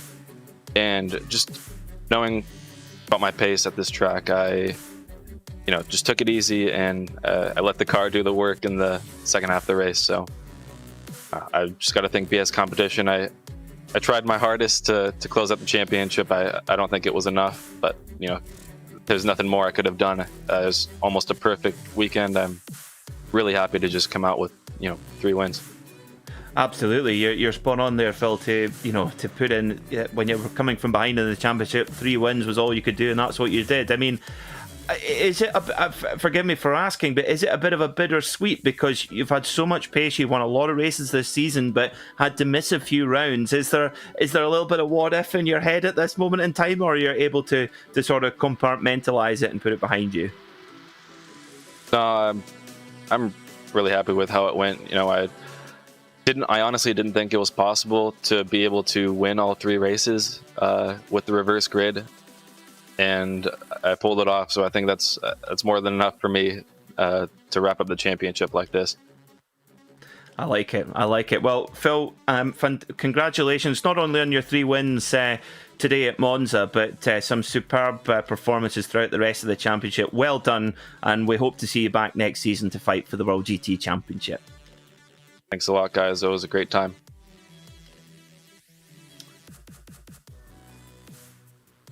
Well, that was Phil Dennis, and now we get to speak to your amateur champion. How does that feel, Ryan Hamilton?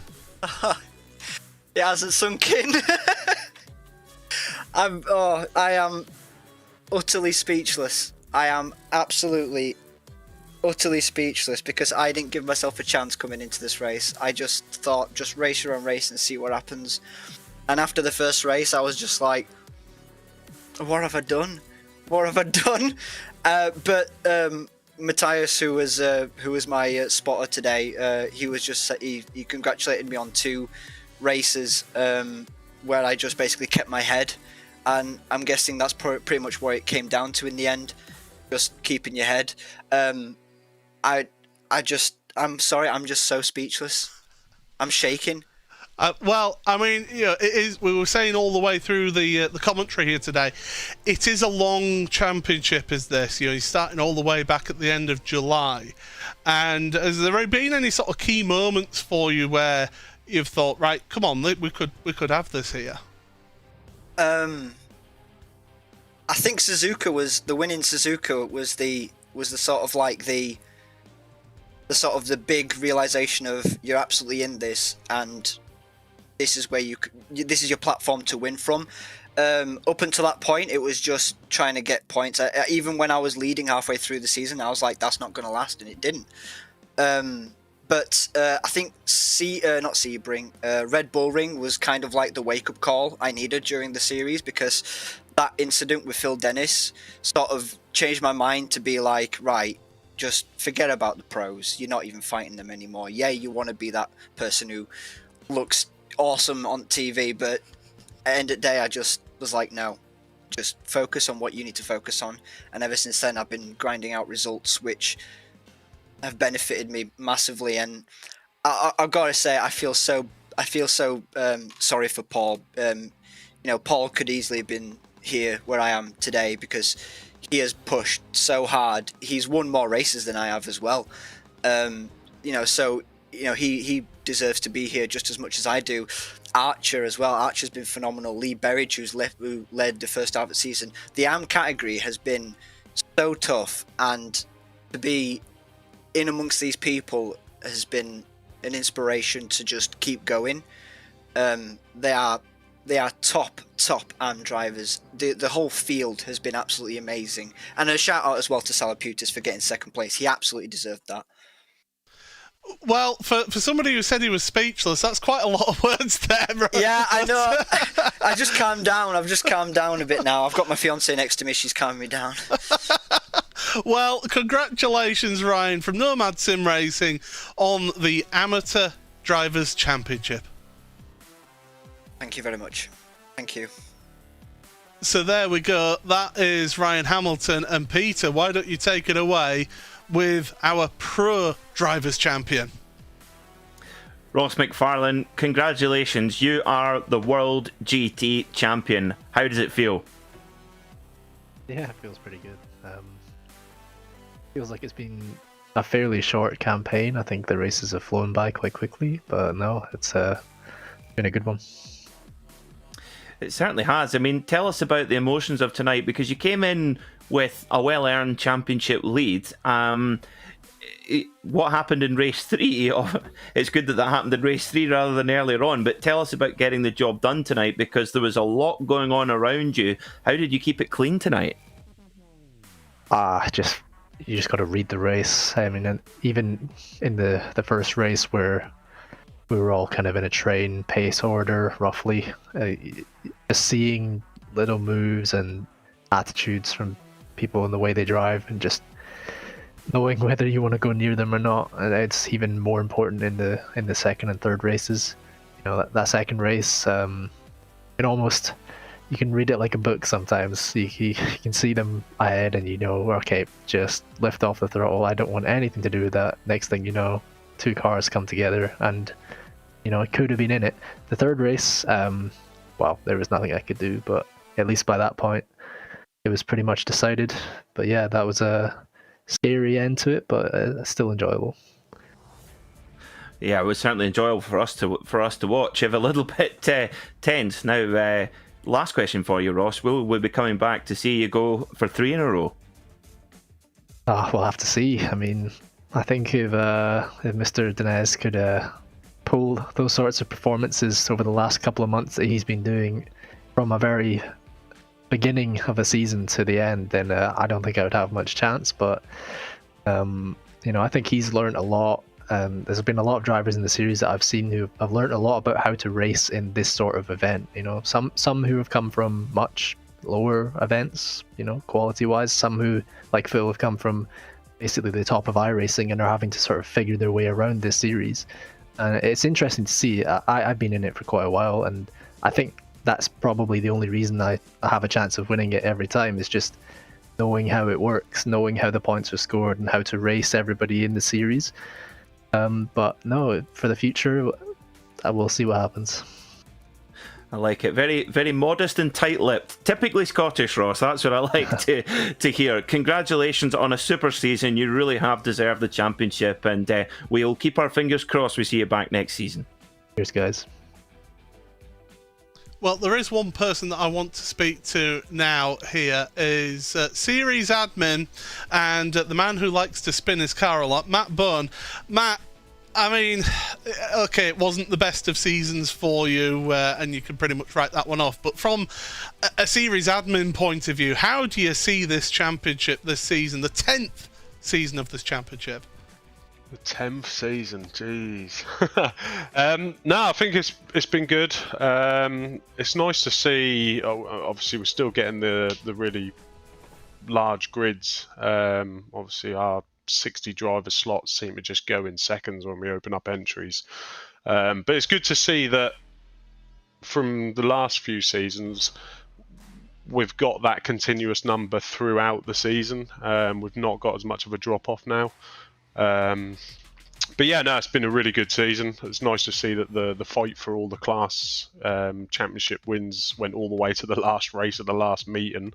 I think at least for the Pro-Am and the Am, I think the Pro was settled in the second race, I think. But yeah, no, I think some rounds there's been some questionable driving, but only from sort of just a small few, which of course are dealt with post-race with the penalties. But I think both the drivers and sort of the admin team can probably do a little more to limit that in the future. So we'll, during the off season, we'll have a look at what we can improve.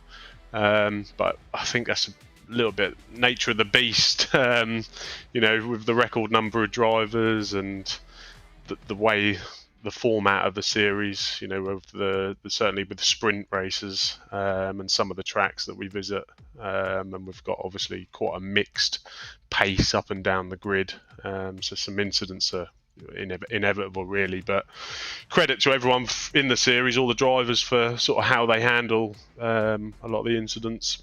We don't really see much sort of squabbling or anything on the Discord, and people sort of talk about the incidents afterwards and try and learn from it and look back at it. That's what we always try and advise them to do. But yeah.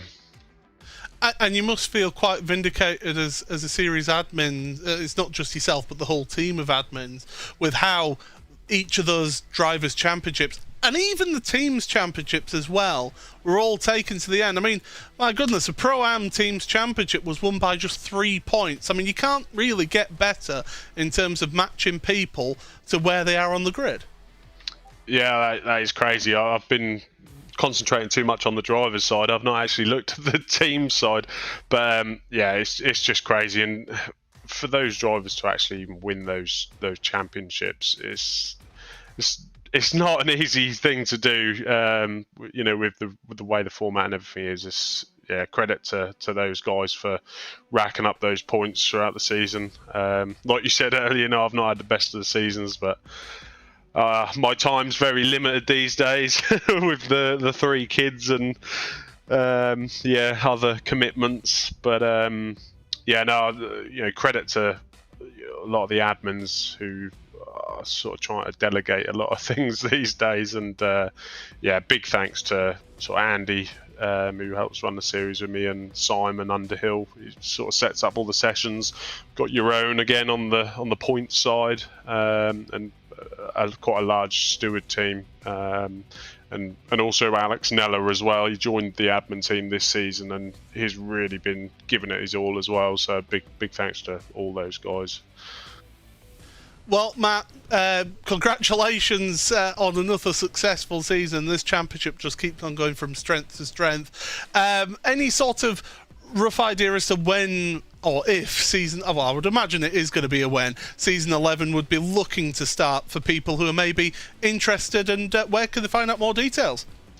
Yeah, so a final big thank you as well to Jonathan at Freem UK, who sort of sponsors the series. I think we've already been in talks with Jonathan, and he's happy to continue his sponsorship for season 11. I think we've opened up the submissions for sort of feedback from drivers and spectators and things, see what ideas everyone's got, and we'll enjoy the Christmas break.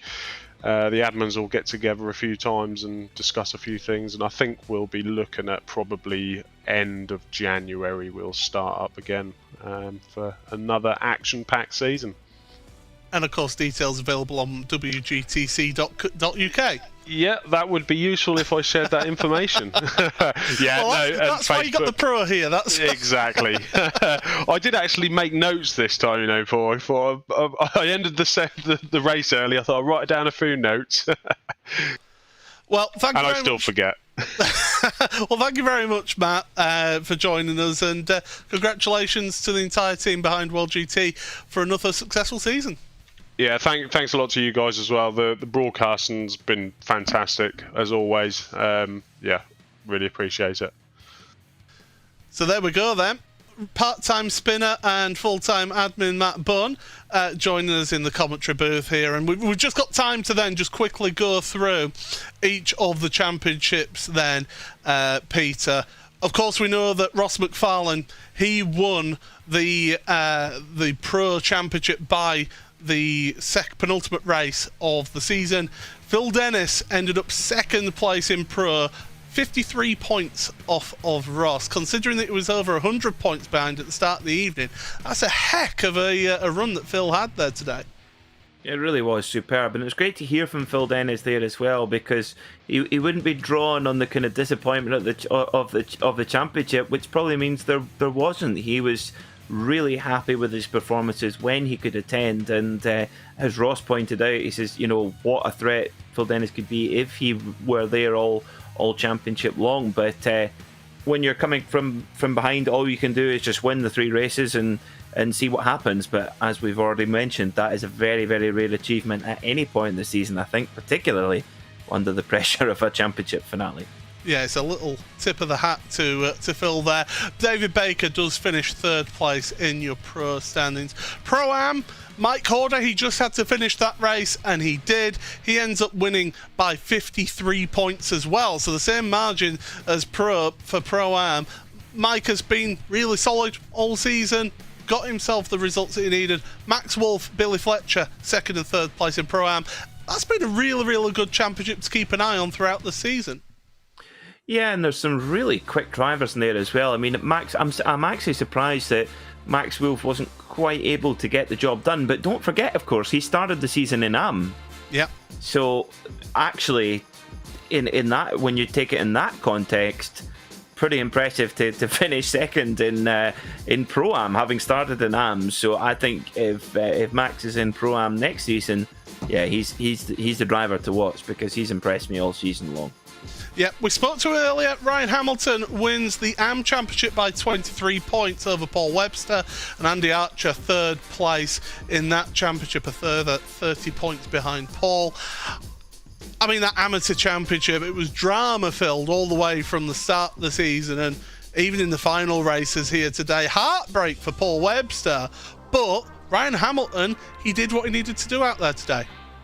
No words Ryan, as he'll be known from from now on. Now, brilliant to see how excited he was about that, because he thoroughly deserved it. Did a good job. His drive at Suzuka 2 rounds ago, I think, was key.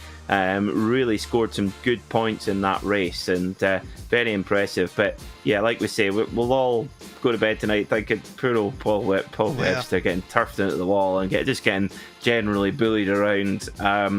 He'll be back, and he'll be back to settle a score as well. Don't get too disheartened, Paul. Yeah, absolutely. He'll have the power of the Mercedes AMG Formula 1 team behind him, that's for sure. Of course, his employers. Now, Pro Teams Championship was won by Pure Sims Esports by 34 points over the 3M by Williams in XBS competition outfit. And your Pro-Am Teams Championship, this is the one that's amazing. Evo SR were able to get that by 3 points over Boosted Virage. And we saw one of the drivers, Adam Hedgecock, in the gravel trap towards the end of that race at Lesmo 2. That could have been the point that lost Boosted Virage the Pro-Am Teams Championship. Poor old Hedge. Are you blaming all this on Adam Hedgecock? No. It just shows you, I mean, how many points are available in a Teams Championship over 12 rounds and all these races and all these miles. And it comes down to that last round, and yeah, it's such a shame for the Boosted guys. But we know the Boosted team well. They're one of the most popular teams in sim racing. They're one of the teams that really are always attending races all across the virtual racing world, and they'll be back too. Make no mistake about that.